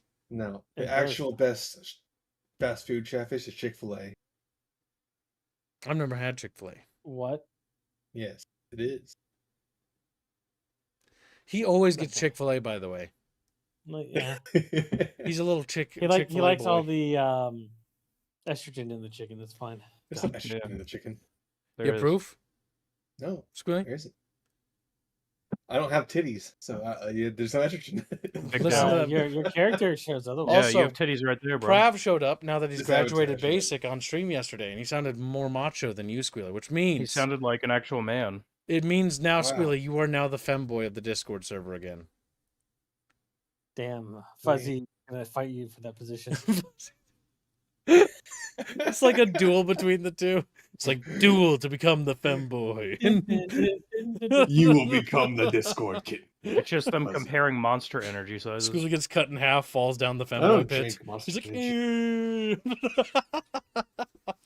You don't reminds me drink of Mon- Mountain Dew, but without any of the, nostalgia of Mountain Dew. Amp? Yeah. It's the drink like people named Kyle would drink. No, it's the drink Kyle- of femboys. Gibbs is poor. He wouldn't drink anything like that. Drink what? Monster Energy. Yeah, I don't drink that shit. Yeah. I got with Lipton it. tea. I got just- Someone graduated basic. You don't melody. make your own Yeah, sweet Hippo. tea? Prav joined up and went through basic, and now he's gone to what the hell is it He's called? finishing Goku? school. Yep, there you go. I'm Yeah. assuming it's AIT. I if he was Army, He's Navy. He's a seaman. then I have no idea. Wow, you're saying He's Look, Bucky, you missed you a joined the six- gay corps. 12 okay. Dirk donates 500 PLN and says for Inquisition Fuck kills. Gibbs. It's like nobody listened to the rules and stipulations, You have but to wait No, till they the- didn't. They're chatfish. They don't Hold on. understand. How much is PLNs? What does that convert It's to? 135 and 33 cents. thank you for the donation, 12 Dirk. But You need I am kind to beyond my years. Okay, I'm going because I'm Don't. assuming he just didn't hear. You say don't. Don't. This is the one Just time I'm say- going to allow it. No. No, No. No. Why? I feel like I feel bad. Like I should feel bad. I should feel bad. I should always feel bad when I get money. Gibbs. I If should somebody always said, feel "Hey, bad when I get... don't jump in the fire, you're gonna die," and then they jump in the fire anyway. Yeah, but they're my shouldn't little feel- guys. I feel bad about my little guys. They're my little dudes. My little guys. All right. All right, you know what? Go for it. Chat, make the daily goal so I feel better. Thanks. They already made the data goal, Gibbs. Make tomorrow's Yeah, goal. You're on Sunday's goal. Make Yeah, tomorrow's the goal fuck- Tomorrow's and exceed goal. it by $400 so that way we can get both outfits so I don't feel bad. So I don't feel Fucking Fucking Kibbs crying, wadding it up with $100 bills. That's why hey, I'm honest, right? I don't want to feel bad about it. The scene out of the first Zombieland with Woody Harrelson. But yes, we can do the. But Crying. okay, so listen, Chatfish. Listen, when we make the weekly goal, when we... Hey, shut up and read. Depo Gemini was trying to say, "Congratulations to the Chatfish that graduated basic. It's Prav. Hopefully you have a noble service. Thank you for the nation. He should be off today. I think he has weekends off. Yeah, but he's recovering from being sick because boot camp. Yeah, he got sick, but he's Also getting because he's a better. tard that couldn't swim and went into the Navy. I think he managed to pass eventually, Barely. Did he? barely, but he did get through it. Oh, they have supplemental swimming courses on the ships. He really needs to continue to practice, though. I swear he to God, gets if Prav stationed dies by above- drowning, I'm gonna be fucking very sad. I'm gonna be It'd be really funny if you get stationed on an aircraft carrier. little Prav. I won't say what he said his stuff was, but he will in fact be full of semen. He'll be a little gay boy. Prav graduated to advanced naval bot sex. Boot camp is for Marines. Yeah, we didn't say boot camp, Whichever. did we? I don't think we did. But yeah, he's in the Navy. He's a little gay sailor boy. In the Navy. Little gay sailor boy. We've got Air Force Chatfish, we've got Navy fish now, and we've got Army fish. We have a lot of Only Army the fish. Marines A couple of are Marines. the ones that don't have to take basic training when moving over to the Army. Everybody else's basic training is not good enough for the Army. 12 Derek says that's the point. Weekly goal is a path to Inquisition. Okay. Good job. Oh, thank you. He's just Did you want to helping put that? get- You can put that to other overheads, though. Would you like to put that towards shots? I'll be nice. Or and candy. allow- Yeah, that's nice. Despite Kibs, you can add that to the shots. Shots and candy cannot there you go. coexist. They must be separate. I don't Why? like it. I don't like you. I don't like this alcohol, and I don't like Oh, that okay. candy. Okay, don't be a baby. Come on. I'm teasing. Don't be a baby. You're like Beano now. I see when I'm What? not the wanted. I see he does Oh, I that. thought you were going to call him a furry. What? I mean, we could. I didn't think about that. So, Yeah. Go ahead. Think about it. River gives a No. membership. Thank you for the gift of membership. Oh my god, we do have to play Daikatana today. That's even worse than Fire Warrior. It's like 30 hours long. 30 Okay, hours. it's not 30 hours of fucking. It's more like 20. Okay. That's Yeah, still but the- pretty bad. Fire but Warrior is only kids- 7 hours long. You get to hang out with your best friend, Superfly. Superfly. I think you I guys. can't are- leave without my buddy Superfly. I can't leave. Yeah. Why do I know? Because you guys talk about it. What that's in reference to. No, it's because you watched Civi's video on it. No, I think it's because you guys told me. Because I don't think I did. I have no idea what this is. You don't know your best Daikatana? friend, Superfly? Yeah. I've heard Squealy heard going about Daikatana this was- for fucking weeks now. Yeah. John Romero's gonna make you his. He's gonna make you his bitch. These chat bitches. I swear to God. He didn't okay that, by the way. Fucking Well, sales just did that. Marketing Just- wanted to do it. He didn't want to do it, but they won him over eventually. He's like, okay. Well, it's a membership. Very generous. All right. Right now Richard it said lives on He's SMU. choice. We got to get back to the bunch cast because we got a drunk stream to go to. So we got to get through these subjects. We're almost there. We're actually close. So we found out, this is an article from Tech Radar, the same time as the public, Capcom and Ubisoft devs were out of the loop on NVIDIA's DLSS 5 involvement, adding to the AI controversy. Just hit the reset button, NVIDIA. Capcom and Ubisoft game developers weren't informed about the DLSS 5 being used by their publisher. One developer stated they found out at the same time as the public. Former Rockstar game dev condemns DLSS 5, claiming it's a complete AI re-render. I mean, it is. It's not claiming. He's right. That's kind of weird. Why did they write claiming? But either way, NVIDIA is under fire for its latest reveal, DLSS 5, and rightly so, particularly after CEO Jensen Huang's response to the ongoing backlash for its generative AI use, and the latest revelation could make the controversy much worse. As reported by Insider Gaming, Capcom and Ubisoft game developers apparently weren't informed by their publisher regarding their involvement in the DLSS 5. I'm not surprised they weren't informed. Publishers don't give a shit about developers, especially AAA ones. This comes after Jensen Huang's statement, gamers are completely wrong about NVIDIA's content-controlled generative AI. One of the Ubisoft developers, because you're wrong, chat, consume the AI slop, Chatfish. Just fucking eat it. They're getting really mad because you guys are tanking their stocks by calling them AI slop. Stop. You're hurting NVIDIA's feelings. Micro swap. Oh, right into balls. One of the Ubisoft developers stated, "We found out at the same time as everyone else. Similarly, Capcom developers were reportedly shocked by the publisher's involvement, considering its anti-AI stance on paper." This is what I want to point out. This is from another developer. "This is so disrespectful to the intentional art direction of developers.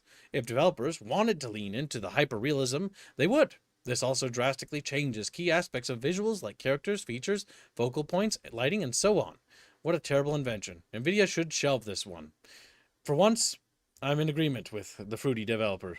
They're actually absolutely right. This DLSS thing is retarded. It is NVIDIA basically grasping at straws, as NVIDIA, I think, realizes they fucked themselves so bad with this whole AI debacle that they're gonna die. They're dead. They are dead, chat. They are DOA. DLSS 5 is already going to fail. DOA. It's already going to fail. It's not even out. It's just gonna crash. Now, have Oh. you seen what happens with grotesque like monsters in games when they apply this? It just like turns them all derpy. I saw one of them where it like made them like, I don't even know. It's like It's an Instagram filter it gives. it's basically what it looks like. Well, yeah, it's generative AI. It's gonna be fucking stupid. Bad ending. Now every game is AI slop. Yes, Todd Howard and other industry failures are actually basically doubling down on generative AI is a good thing because they're desperately trying to make their games look better, and get you to buy their games. AKA this article here, right, where they're trying. Oh my god, that's so terrible. That looks so bad. Like it's not even funny. I never thought that Bethesda would make characters that look better than something else. Wow. Well, to be fair, I think anything could be better in Starfield. My god. Yeah, the issue is okay. So one thing now they've only been showing like pictures. I don't know where the footage is, but like the AI slop has gotten so bad that they tried showing it on GTA, and I think it was GTA 4 footage. And when I saw the cars move, the cars grew tires, and new tires formed and disappeared as things turned. I also saw some Counter-Strike footage, where they showed comparison where it's like Counter-Strike and it's like a desert like city building. I can't remember the map.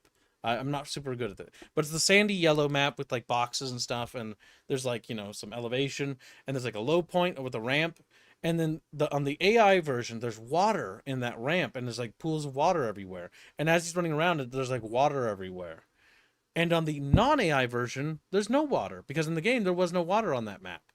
But the generative AI, just because of how the texture working, misconstrued that darker spot of like shadow as water, and so started to turn the map into water because it thought the map had water on the ground.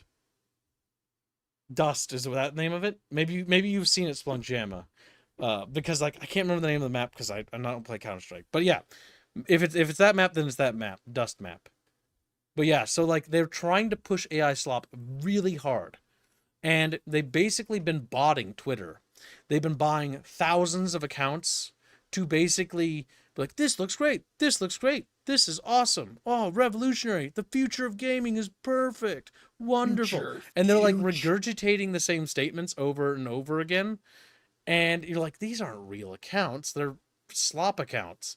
Like they're just literally people that are coming out of the blue, nobodies who aren't people, and just promoting it, trying to make it seem like a psyop, like it's popular, when in reality nobody wants AI slop in their games.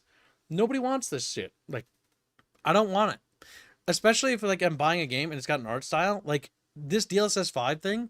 They're doing this, by the way, to try to compensate for the fact they're fucking you over with your GPUs right now. They're fucking over on prices, and so in order to compensate, they're trying to come up with this technology. Your game will look realistic by using generative AI, the thing we're investing in, the thing that's bombing and turning into a bubble, and it's going to be a huge economic like burst. Yeah, we're just gonna double down harder on that. Like NVIDIA's so fucking retarded. I can't even get over it. I used to, when I was younger, I used to be like, NVIDIA, I like them because I have the graphics card and it makes me play games. Now that I'm an adult, I think of NVIDIA and I think of like they're just like the sloppiest company out there. Like genuinely, Don't worry. NVIDIA's The fucked. savior of the GPU market has arrived, and it's China.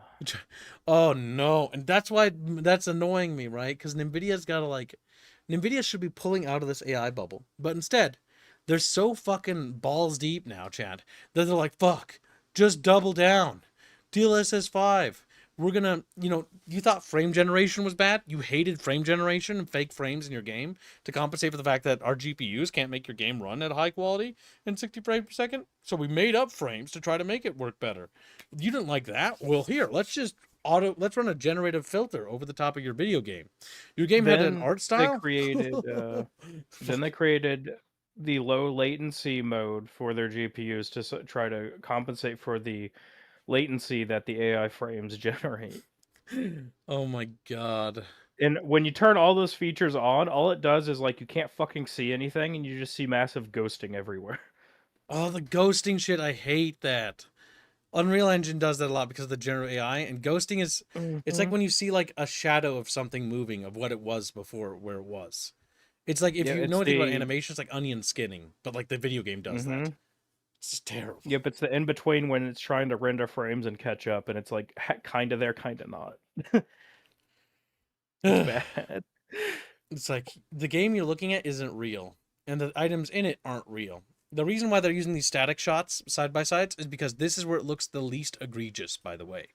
Because when they're moving, if you pay close attention, hands will generate more fingies, eyes will move, facial expressions will change drastically. The environment, whether it's raining or not in the video game, will actually change.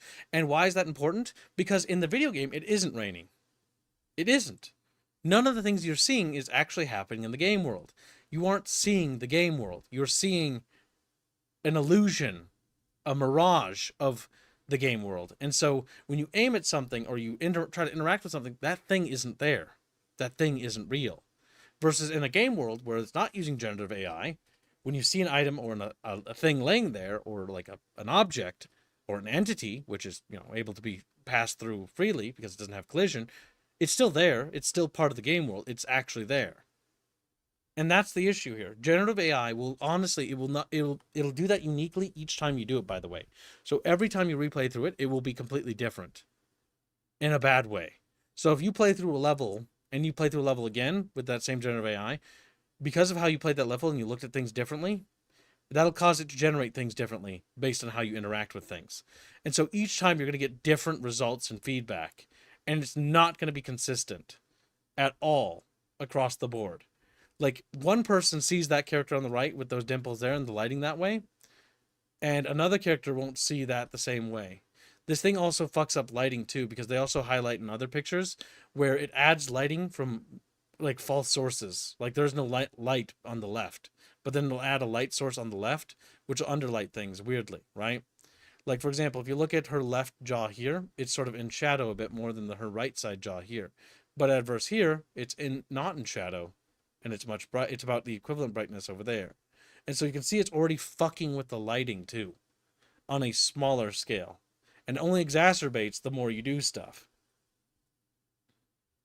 Oh god, I hate this shit. I can't believe it. Instead of just giving us GPUs like you're supposed to, Nvidia's just like fucking selling us fucking garbage. And a big part of the problem is we are hitting the limit of silicone as a substrate, or silicon, whatever. Now, silicon, like how deep is that? Like in digging, What do you mean? like when we extract it.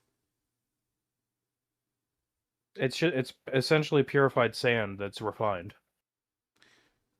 So it's a very specific type. Yeah, it's a specific type. But if I assume it's the reason why is because we're running out of. Is this one of those cases where they say report? So we're not running out of the resource to make it. We are hitting the physical limit of putting shrinking transistors onto the actual dies. So we can't miniaturize the technology any further. Essentially, we are hitting the problem where we're having quantum electron tunneling, where we've hit so small for the conductors inside the actual substrate, the electron is jumping conductors, meaning it is frying. Yep, now, there was a remedy to this, which was a new type of transistor, but that's just a band-aid. And there's also 3D scaffolding as well. Yes. Where they're just layering stuff now. Chipsets on top of each other. My chipsets are getting so fucking power hungry and hot. Oh, I get you. So basically, we've reached a point in which we can't miniaturize our technology anymore. By the way, chat, for those not with silicone. For those who don't know, the reason why it's important is like, for example, if you hold up your smartphone and you look at your Nokia or whatever, your old flip phone, right? The flip phone is maybe a little smaller, right? But it's still, technologically, it's incredibly inferior than your smartphone in terms of power and capability. However, why is that? It's because back then, they didn't know how to miniaturize it, but they kept figuring out ways to make it smaller and smaller and smaller. And so that's why your smartphone is so powerful, despite being so tiny. The issue is that eventually, they can't make it any tinier. And that means that they're going to hit a bottleneck in which they can't make your smartphone go any faster without making it physically bigger. And that's going to be an issue. Now, I will say we've managed to miniaturize our technology quite impressively so far. But that means your GPU isn't going to get smaller. Like if you've seen GPUs now, like the 4090, it's kind of big, isn't it? It's kind of chunky. But there's Word other materials that they've been experimenting with substrates, but it's going to be a while. Don't Yeah. worry, Gibbs. You can actually make them very, very powerful. They just don't. Why? Tell Kip. Jake's Bucky upside down. Well, one, servers are given 96 gig RAM GPUs. Yeah, we can't have that. Yeah, that's enterprise level GPUs. Yep. But if they churned out that as a standard, Gibbs, the cost of it would go down drastically Why not? Why don't give? because I don't want to. Because They don't because they make way more money off their enterprise level stuff than they ever do Yes, off of their because consumer. they sell it to a large corporation for exorbitant fees, despite the fact that and they're walking away with a lion's share of money. Adverse to the fact that the cost of production of this particular unit is not nearly as much as they're pitching it to the enterprise. Mm-hmm. It's a scam, is what it is. Just Chad. keep in mind, It's everything we just- get in the consumer market are technically failed wafers. Yep. Yes, Oh, we they've get the been- hand-me-downs. Mm-hmm. They aren't powerful enough to be the enterprise and industrial scale stuff they sell, so they just make them into a product and ship them. She's like, we get to swappy seconds. Mm-hmm. Chatfish. That's More why like AMD quadruple seconds. Or AMD allows you to upgrade your fucking card to the different firmware of a higher level bin, but you do it at your own risk. You do it at your own risk. What happens Yeah. here is your problem. Yeah, like for example, like the 5600s versus the 5700s, right? Most 5600s are binned 5700 dies. Yep. And they just turn them off. Yep. The parts that don't meet the requirement. Yep, the cores aren't stable enough. Yep. So they either turn them off or they laser them off, so they can't be turned back on, depending on whichever's easier. The man doesn't want you to have his GPUs. Also, Pretty I much. I should also point out a fucking thing I saw recently. Let me go find it. Shit's so fucking funny. As Brian's been pointing out, there is alternatives to the current form of lithography and the silicone or silicon substrate. The problem is it's not as stable. That's literally been the problem. It can't maintain the proper level of voltage control that the silicon ones can. It has been around for a while. It's not stable enough. That, and you'd have to retool trillions of dollars of industry. Let's see. Okay, I'll give this to you, kids, because you're gonna like this. Are you ready? Okay. Seller gets scammed as eBay customer returns $4,000 RTX 5090 with missing GPU core and memory modules fully working. Zotac stripped of most valuable components and sent back. Component level GPU fraud is on the rise. So they just plucked all the good bits out and just chucked it back. Yeah, so hey, it's not working. It's not work. Oh my god. And so it's so far along in the return process that they may not be able to charge to get them on fraud. Yeah. Curious. That could So be a you will serious see issue. this on the rise as GPU shortages occur. Yep. Which means you do want to buy new, not refurbished. And if you Correct. do buy refurbished, you're going to want to check as soon as you open it to make sure. Because if... Well, most people don't have the testing stuff to actually make sure all the surface-mounted devices are there. Yeah, because But you might not luckily enough, notice the all of problems those until big, they're the big slots there, like obviously the core central one, and then the things that are like two lines on either side or one line on either side. Those are the important shit, the most expensive things. Yep, that's all the memory and stuff. Yep. So it's really easy to tell what they were going for. They were But after yeah. certain pieces, yeah. Cheeky little Oh. shits. Well, people like that need to be fucking punished because they're going to make it worse for everybody else. Mm-hmm. That's just rancid. Oh well. Next up, we are done with that topic and that topic there and that topic there. The goopy chocolate. That. This. that. And here's just a funny thing I found. This is the joke. DLSS off. DLSS on. Which way, Western you know man? what? I'm sorry, kids. We can't move on just yet. Here's Guys, another thing. I thought this was This is perfect. actually more important than the article I just sent you. Okay. Oh no. Super Microshare tanks 33% after employees charged with smuggling NVIDIA chips to China. Those little pieces of shit. People tied to an unnamed U.S. server making illegally diverted billions in equipment containing NVIDIA artificial intelligence chips to China. U.S. prosecutor said. Supermicro said one of the defendants was a co-founder and executive of its company. Interesting. Another was a manager, and the third was a contractor. Share of Supermicro fell about 30%. How do you think they got caught, Gibbs? They got caught because they pissed someone off, if I had to guess. How? Why do you know?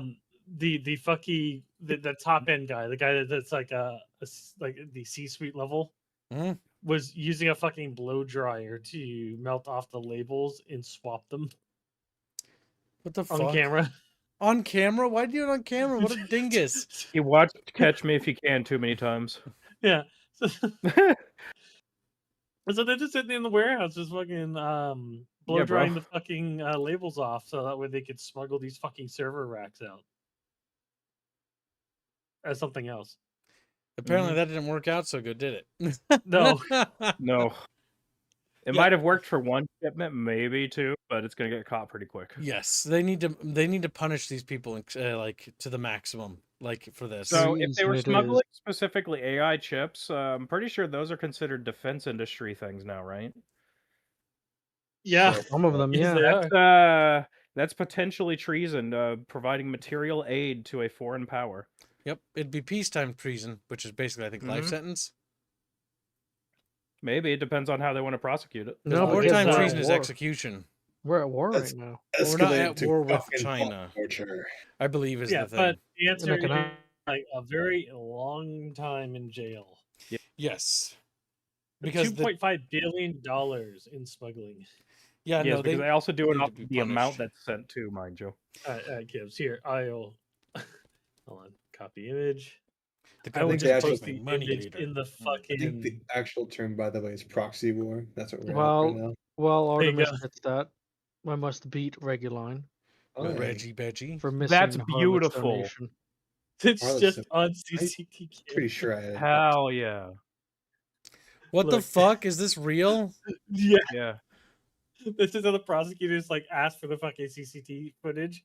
And there they are with the fucking like This looks like the scuffiest operation I've ever seen. There's like in the most casual fucking thing. There's the fucking blow dryer. All three of these people are the people named in the thing. So one of these guys is the C-suite level executive. I assume the one dress is the executive. No, she's one of the females listed, but one of the dudes is the executive. I believe it's the guy in the white shirt is the executive. Really? He's like, yeah, I'm just going to commit this horrific crime and treason against my country. Out of curiosity, are they Taiwanese nationals or American? That's a good question. You can look in. I think that these were immigrants, weren't they? Chinese immigrants? Chinese immigrants? Oh my god. Because I've been hearing, I've seen a lot of cases of that where they come over or they they basically get U.S. citizenship and then they immediately try to smuggle shit. They weasel into our country and they steal our shit. Yi Xian Wally Liao is a co-founder of Supermicro. Chinese. So let's take a look. I will look up the name. The name of... You know, Fallout 3 invented the Dragoons, the Chinese like Crimson Dragoons, and they were cool. These guys aren't half as cool. These guys are fucking cringe. Damn. Reguline wants his fantasy xenophile nonsense. Oh. Breaking news. What's that, about the Darkhaven? About Darkhaven. What happened? Chumpus! So, as Kim said, it did barely reach its goal. Now, it got 18,000 over its goal, so a bit over, but some extra change. Point being, it was very close. So they just released an update that it has come to their attention that They say one of it might have been more than one, but one for sure pledged several times at higher tiers to try to get the goal over when they had no intention of actually paying. Yep. People purposefully sabotaging. So the Darkhaven campaign might have actually failed. It might have. They're Might working have. with Kickstarter to determine this. They have also stated that regardless of if it failed or succeeded, they are going full forward with the game. They are going to make it the best they can. It's just this would have been a lot of help. Mm-hmm. Well, yeah, I'm definitely going to be picking it up. Wait, Yeah, it looks like a It ton of says, fun. I uh, hope they sucks. succeed. It says the co-founder guy is a U.S. citizen, but I don't know if he's a naturalized. He's one. probably naturalized, I'd imagine. Usually, a lot of these guys come from either China or Taiwan. Till they sneak in. Mm-hmm. So they looks like they're gonna get up to 25 years in prison. 25 years isn't enough. Well, it is because Death. he's 71. So Yeah. Okay, He's that'll gonna take die in care of prison. him. Death. To put that image of the person pushing the other in the wheelchair, getting pushed off a cliff, do that. Let me do it for you. Now, but considering, so he'll be like anything maximum security because that's usually for violent offenses. It's going to be minimum security. maybe. I don't think he's gonna get the Madoff treatment where he gets to go home on the fucking weekdays. No, he's not going to be at home now. But the big thing is that he's not the only one. Obviously, all Mhm. these fucking companies, Nvidia, AMD, all these fucking people do it. He's just got caught. Didn't AMD get caught, or is the suspicion is they were selling stuff to that Chinese startup? That's why their lithography was they- so advanced for being a startup. Yeah, the 6 nanometer guys. Mm-hmm. Yep. Possibly, I know that AMD has been backroom dealing advanced GPUs to China. So is Nvidia.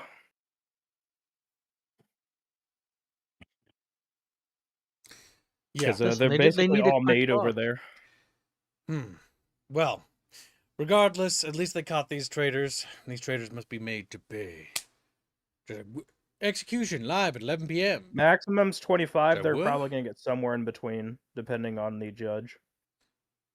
Because anybody who betrays our great What state nation was must it? pay, Jet. Whoa. Next. Eh. Look at it further. Enhance. Beautiful.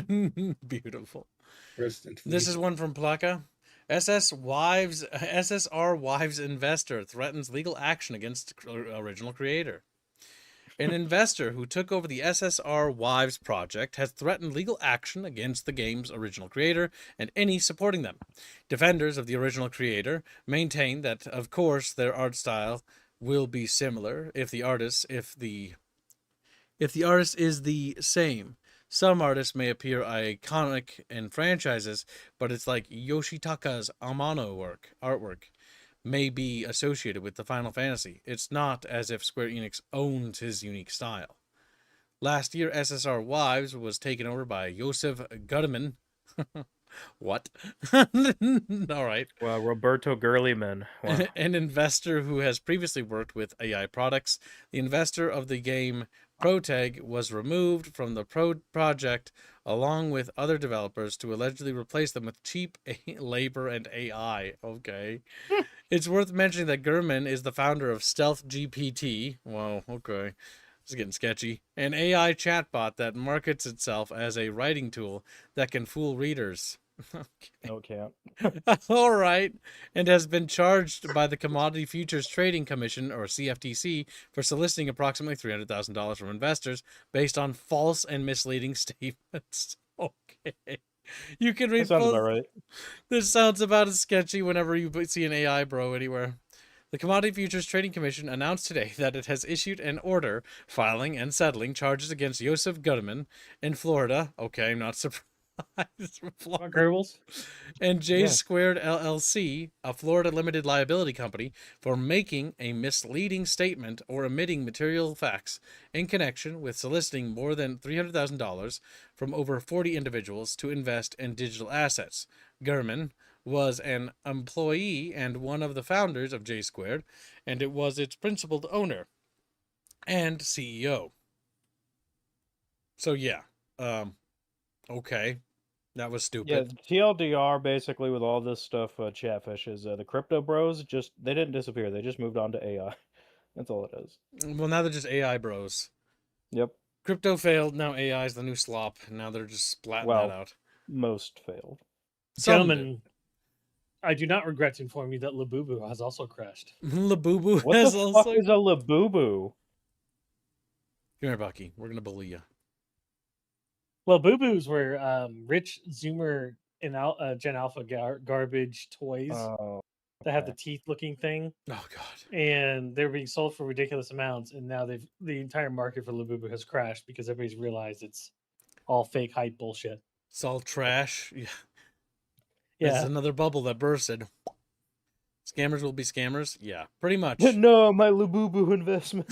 Stone Age. Stop it. Labubu bros, it's so over. Labubu. from a an official expert opinion, I've heard that they went from $800 down to $20. They were the Oh, current okay, so- generation's Beanie so Bond, Babies. I see. Oh God, the Beanie Baby shit. Demon toys from hell. You know what never fails. You know what never Liquor fails? and Liquor and ammo. Goddamn chat Don't forget bitches. Pogs. Don't forget Pogs, Gibbs. All right, moving on. Crimson Desert players think they've found AI-generated art in the video game. Here is a picture that they allege to be AI.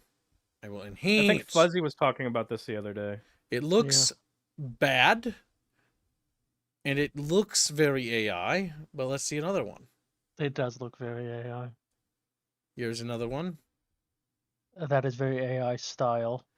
That looks incredibly AI. But again, yeah, because what the fuck? Why is the purple of his fabric going up with that? Okay. It just Yeah. grabbed a piece of his It gets clothing. worse the ripped it. more you look. It gets worse the more you look at it. Yeah, because the doesn't it? more you look at it, the worse it gets. It's not done in a medieval style because, like, there's this purple, like, line of fabric here. It's weird, right? Why is that there? What is that there? Is that there to draw His contrast? arm also becomes blue. Yeah, there. Well, that's the undersleeve. It That's could supposed that to- could be an I under think it's shoes that could be an part, too. undersleeve, like that part there.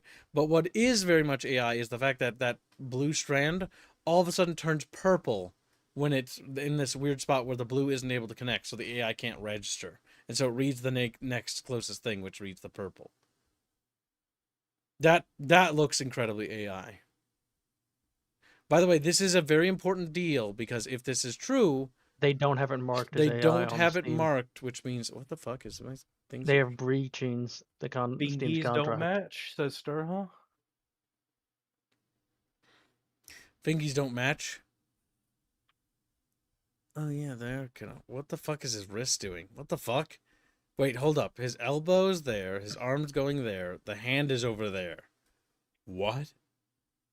Yeah, that's fucked It's up. AI. There's like several things fucked up with that. All right.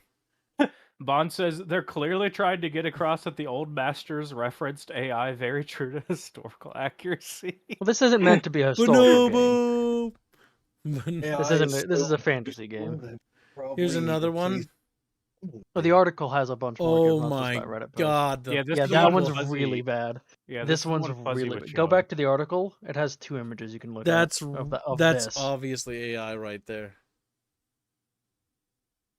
That's not the article. That's the Reddit page. That's the Eh. Reddit post, Gibbs. Is it this one? Yeah, they don't list on the store page using any generative AI. There's the another fuck? one. And the purple comes up like that. Like what? But the purple doesn't go there? What the fuck? Like what is with that? It also is a little reminiscent of the Ghibli style, the way that looks. Yeah, the Ghibli AI. And the jaw for the skull is gone. Like it's just like inwards. Yeah. There's a lot of weird things here that don't match up. Mm-hmm. It looks sussy, boys. This one's So this one's the worst, though, in there's my opinion. two images. Yeah, look at that. Look at those horses. Yeah, They're what is beautiful. What do you happening mean? here? What is Beautiful. that?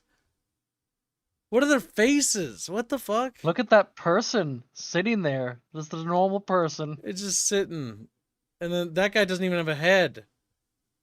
It's just headless body. How about them buildings? Yeah, the fucking. Look, you may not like it, but this is peak Korean video games. Click the arrow on the right, Kibbs. There it is in game. Yep. They're using generative AI. Yeah, and they don't list it on the store page, so That Nope. I'm not saying that they need to like remove the game, but they need to update it, and they should be penalized for that, because that is a violation more of Steam's images, kids. terms of service. If you go back to the article, Kavzarzar says it's clearly a medieval. there's another one. There's a lot. Oh People my are finding a lot. God, that looks terrible. What even is happening here? I like how that one person starts as a horse and then becomes a person. Yeah, right there is like 'Cause I'm he's got person. horse legs. I got my horse leg and my body, and then there's a whatever the fuck that is, and then there's a headless horse here, and then there's a head. Oh my God, this is so Here's the bad. Picasso of the time. And then randomly it becomes a Japanese art, but then it's like, what is? Man, look at that! Look at those proportions. Did they even that fucking hand. check this? Nope. They just slapped this shit in their trash ass game. Oh my God, Chatfish. Yep. This is really To make bad. it feel lived in, they needed billions of art pieces, chat. This is really bad. Kids, I can't believe you support this game. Yeah. I refunded it, thankfully. Oh, did you get your refund? Yeah, I got my money Nice. back, thank God. Hell yeah. Yeah. I left my negative review and walked away. This one's one of my favorites because it's just what the hell is even happening? I don't know, man. I Like, genuinely what don't. is he doing? What is the purpose of this? I'm not sure what's wrong Look with at their those legs. foreheads. Oh. Oof. Yeah. Yeah, they should get in trouble for this. This should be reported to Steam immediately. And then they should update the store page so it Also, says that article's like, we don't. It doesn't say they say AI, so we can't know for sure. It's like, no, that's AI, IGN. You tried to cover for them. Yeah, IGN's trying to cover for them.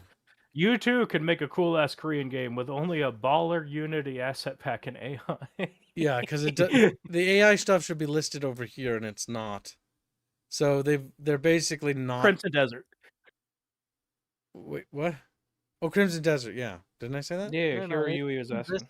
This is a full release $70 game. Yeah. By the way, they're managing to claw slowly back up. Yeah, there's a bit of an astroturfing campaign being done at the moment. So their actual reviews are actually at 64%, which is much higher than where it was because it was at mostly negative. It was at like last I checked. 41 or something. Mixed is basically across all languages, mostly positive and just English. Yes. Kibbs, can you show the graph? Yeah, sure. Wait, no, I can't. There's no graph available. Never mind. I can't do it. No graph. It has to be like a week if I remember right. Cowcow donates $2 and says GLaDOS gifted game and did not need to buy. This game is really bad. Who gifted this to you? So simplified Chinese the Chinese audience think it's the worst of all of them. Well, The Korean it doesn't audience play is China mixed. The well. Russian audience is mixed. What's funny to me is that the most notorious countries for what we call jank games don't like this game. Yet the West actually is sort of gobbling it up more. So that is very Because curious. there's a big So yes, this is called. campaign about the it's game. time to talk we need about- to praise it. It's time to talk about the Great Glazening. That's what this stream is actually. This is the main subject of today's stream. The Great Glazening refers to glazing a game basically without actually considering anything about it. I wrote something about this down on my Twitter because I'm preparing it for this stream to get me back into the mood. I just need to go grab it. So there we go. So I'll pull up my own post on Le Tweetor. So here we have a post from this guy called Kip. Don't know who he is. Probably a smart guy, though, if I had to be honest. Probably a smart guy. I don't know. I think he This guy really says, likes High ponies. Guard is trash, but Crimson Desert is not very fun and is trending downward at 55%. And that was stated yesterday, so it's out of date, or 2 days ago, actually. Oh, it's been 2 days. So it was trending downwards on its launch, and then it started to flip back up afterwards. The issue I see is politicizing this game to turn it into a quote-unquote win against the woke devs, which seems to be remarkably short-sighted. Blindly glazing mediocre or bad products benefits no one, not gamers and not the games. We should not try to blindly praise games for the sake of politics, but rather a novel concept, and perhaps a hot take of the century. Wait to see if a game is good. In this case, I'd recommend against it. Also, there is a matter of the $70 price tag. No game should be worth that much. The counter argument I've seen towards my idea on this is usually like, yeah, but it's good junk food. And I ask the question, is junk food worth $70? No, was the response I got. No, it's not. And so, ergo, is this game $70 mediocre a good game? And the answer is no. Crimson Desert is not a good game. It's almost universally panned by pretty much everybody who played it, and the people who like it, there's a new meme coming out about them that it's like the consume, like the mindless consume, it's totally not Ubisoft, guys, but it is exactly Ubisoft. It's the worst part of Ubisoft games rolled up into literally basically a game from the East, right? It's the thing Japan. Oh, the views rolled down again? Japan.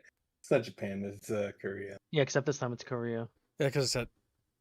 Because you said all languages, as opposed Yeah. to just in your language. Because that's better to see. Yeah, about 65%.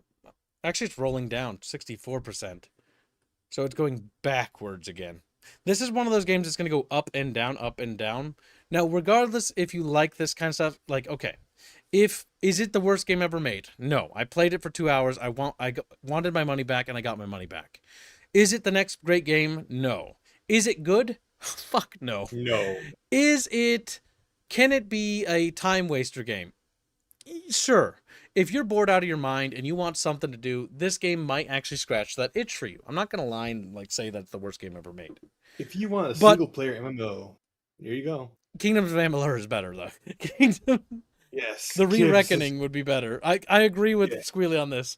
Like, if you want a game like this, I'd actually recommend Kingdoms of Amalur, or also known as the Re-Reckoning. It's much better than this game. What about Tainted Grail? Tainted Grail's comparable. It's just a good game. Tainted Grail is more of like a single player game. It's not trying to be like an MMO, right? This game feels like an MMO. Tainted Grail is good, and I actually recommend it. It's worth a pickup. They are actually, credit where credit is due, by the way. So the Tainted Grail devs are actually going back and improving the end of the game because people are like, you kind of fell off in the third act. And like, yeah, we see what you mean. We're going to go back and we're going to fix it. Okay, and I like that. Here's a question. What? Between Crimson Desert, which is a game made by AI, obviously, and Veilguard, which one would you actually support? If I had to choose between Veilguard or this will last approximately 300 hours. Veilguard, you can at least get through through 20 hours. So, because I don't want to play either, I'd go for the shortest run time. If I had to play them, I would go for Veilguard. Because at least I can beat that fast. Isn't Veilguard free to play as well? No. Veilguard isn't. Dragon Age Veilguard is not free to play. No, sorry. I was thinking what was the other one called? I think that Veilguard is markedly worse than this game, but because they're both, I consider, boring and slop, I would rather get through them faster. So I'd go with the shortest runtime to get through it the fastest. It's not high praise for Crimson Desert, I know. But no standards. I just kind of don't want to play these kinds of games because I just don't want to waste my time. And if I'm going to waste my time, I'd rather just get through it and get it over with and hold my nose and puke afterwards. Now, hold on, Kips. I just posted a clip from, I believe this is Crimson Desert. It looks like Crimson Desert. Everyone's saying it's Crimson Desert. Crimson Chatfish? Maybe it'll change your mind, though. Maybe it will. Are you sure about that? No. Like cheap That's why I said maybe.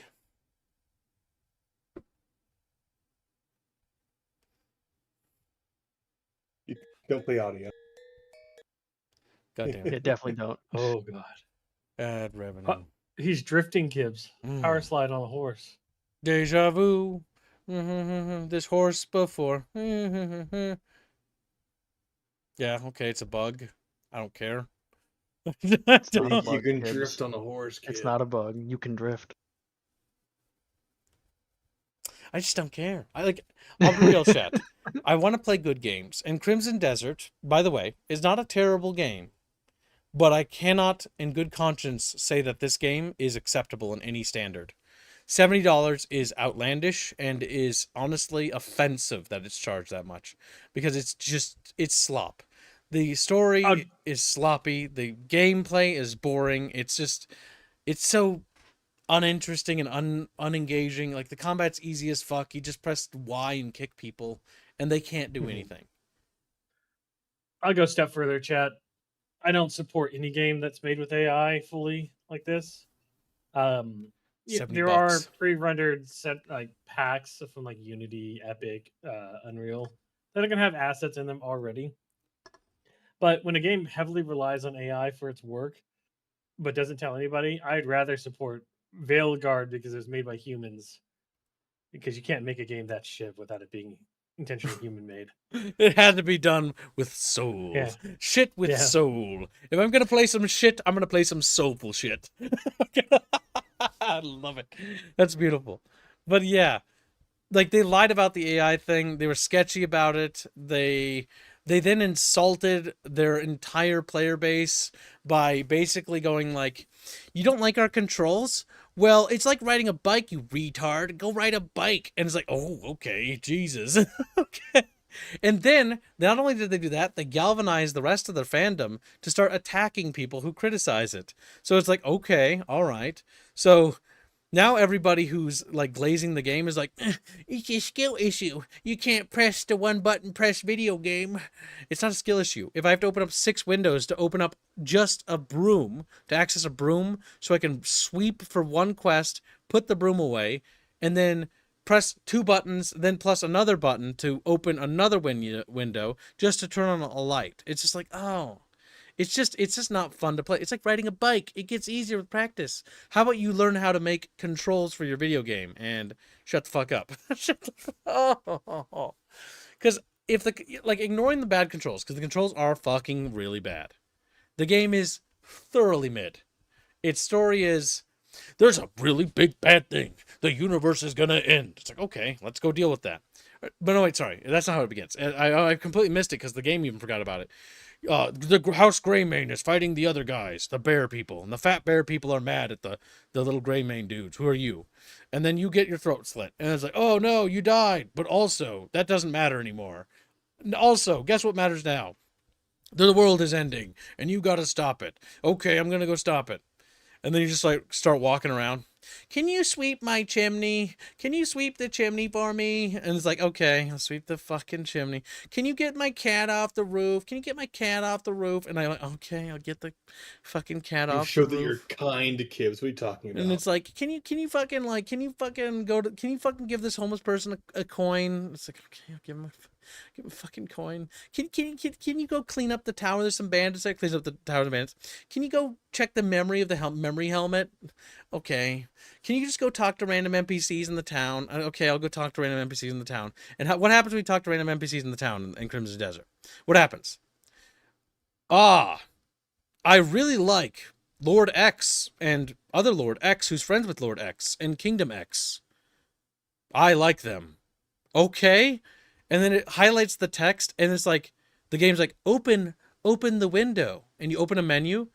Lord X is friends with Lord X. They have been friends for a long time. And this is important because his dynasty was once the ruling house, but he no longer is the ruling house. But he is ruled with good rule. And his friend, Lord X, and of Kingdom X are very good friends, and they're good people, and they stand by who they are.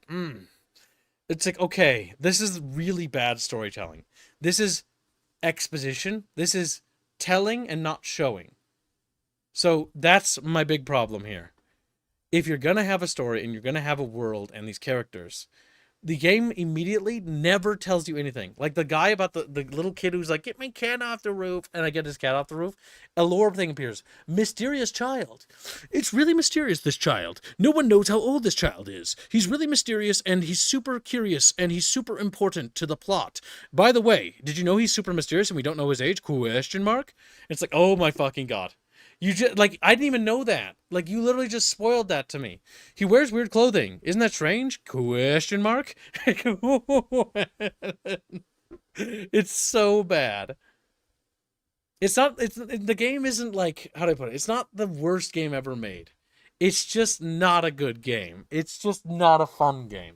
And it certainly isn't worth fucking $70. I am not sorry about that. And Bucky's right. It has AI slop to the core. There's a lot of AI slop that's in this game.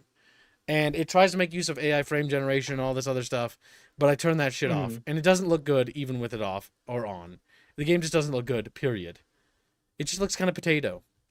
I was pitched a wacky, wild adventure game where there's going to be lots of combat because I watched the trailers. And the game I got wasn't that. The trailer was misleading. That's why I refunded it. I even told Steam because I played over 2 hours and Steam agreed with me about the basically refund because, yeah, the trailers were misleading. I wasn't the only person who felt that the game was misleading on its advertisement. It pitches a high octane, high action game with lots of like fun combat with like a huge world and mysterious gameplay in these trailers, and it's all pitched like this like huge adventure, and like this game doesn't exist in the game. Like, yeah, the things you're seeing can happen in the game, but like you were gonna do several fucking chimneys before you see anything in between everything. Like the game I played did not feel like this and did not look like this. And so it feels very randomly pitched. Also, this train, you're going to be asking, what's the technological level of this series? Why is there trains and magic tech and stuff like this? The game doesn't care to explain this to you, and never does, by the way. And the defense from the community, which I don't know why the community is being brought up here, because it is really just the people who bought it trying to justify their purchase and feeling like any criticism leveled towards this game is an attack on their character for some fucking metaphysical reason. And so instead they're lashing out at people talking about like, I don't like how there's just trains and random like stuff here because it doesn't make sense. But you like Final Fantasy and it has magic tech, curious. And the person's like, dude, that's because like they explain like the setting and the lore and the like the precursors, like all that stuff has tied into the lore. Here it's just sort of randomly thrown there. And like, and it's like, yeah, exactly. Like there's no explanation as to why this is here. And so again, you're running into the issue where like a lot of people that are running defense for this, and there could be an explanation for this thing being here. I didn't even get to this part in the game. But you know what's funny is you won't know because the entire community will just jump down people's throats anytime they talk about it. If you didn't read the lore panel that shows up when you talk to the I feel like it's probably that. I feel like caboose. The people defending it don't know because they don't read the fucking stupid panels. Because I played the game and I tried to take the game seriously, and the game doesn't want to be taken seriously. Every time you interact with a character or do anything, it pops up a panel, and you got to press a button to open a menu, to open a page, to scroll down, to read about a character that they just talked about. Ah, yes, Aunt Jemima or whatever, and like McFarlane, these two Aunt characters are like, you know, they're a married couple, and they really get up to things. Her no good husband never does nothing, and she doesn't like his no good husband. And it's like, okay, I don't care. Like, you gotta not do this. It's fine to have an encyclopedia. It's fine to have lore. It's fine to have like written lore pages where in an encyclopedia that I can read. That's like icing on the cake. Mass Effect has that. A lot of good RPGs have that. Also, the running defense now is that this game isn't an RPG. Stop trying to compare it to an RPG. If you compare it to an RPG, you're apparently stupid. And I want to point out, literally an RPG though. but you know, it's curious. But the thing is, like, it's literally got the RPG tag on it. So if they didn't want it to be an RPG, I don't know why they gave it that. But apparently, that might have been an accident or something. I don't know. But apparently, That's it's not like how an they RPG. accidentally didn't divulge the AI art. Yeah, so apparently, whoopsie poopsie, it's an RPG. Whoopsie poopsie, we filled the game with we filled it things. with AI slop. Oh, whoopsie doopsie. We forgot to mark It's an that on honest our store mistake. page. Oh no. Oh, whoopsie doopsie. You know, if you can't figure out how our bad controls work, it's a skill issue, because you know what? You can't figure out how to play our badly made game. Skill issue is my defense, because God forbid I learn and develop my game better. God forbid we have any sort of personal growth here. God forbid criticism is like looked at with a grain of salt. Oh, God forbid. So yeah, that's this game in a nutshell. That's why I want nothing to do with this game, and I refunded it. And if you like these kinds of games and you're okay with that slop, just know you're paying $70 for junk food. And if you feel like paying $70 for a Whopper, go for it, my dude. But like for me and for anybody else, I know you guys like quality content. You like your beef to be good. This shit ain't it. This shit's garbage. And so that's why I figured I'd be, honest about it. This game's not very fun. It's just slop. And the people getting very militant about it, honestly, I don't know why they're doing that, honestly. I wish I could tell you. I wish I could. But the game is very just mid. And it was kind of the biggest disappointment of the month. Biggest disappointment of the year, honestly, is this game here, Crimson Desert. Wow, not even high guard. I'm not paying €70 for a game. Yeah, I really don't think any game should be $70, period. Honestly, like Resident Evil Requiem, it had fun moments, but it fucking wasn't worth $70. No game is worth $70. Again, another scam. Ugh. Damn it, Beano. Fucking Beano's been a member for 38 months. Says, I live, but might have synitis. No, you don't. You better be drawing. You need to get work done. Hope you're good, all Chatfish. CD looked like MMO slop. Ghost of Sue versus Last of Us 2 all over again. Mid-game versus woke slop. Yeah, the Ghost of Tsushima was fun, but it was just Ubislop. And if you played a Ubislop game, you'll have played Crimson Desert. If you played an MMO with no players in it, a dead MMO, you played Crimson Desert. There you go. That's my TED Talk on saving you $70. You're welcome. Take dinks. I think I read everything. Yeah, I think we're caught up.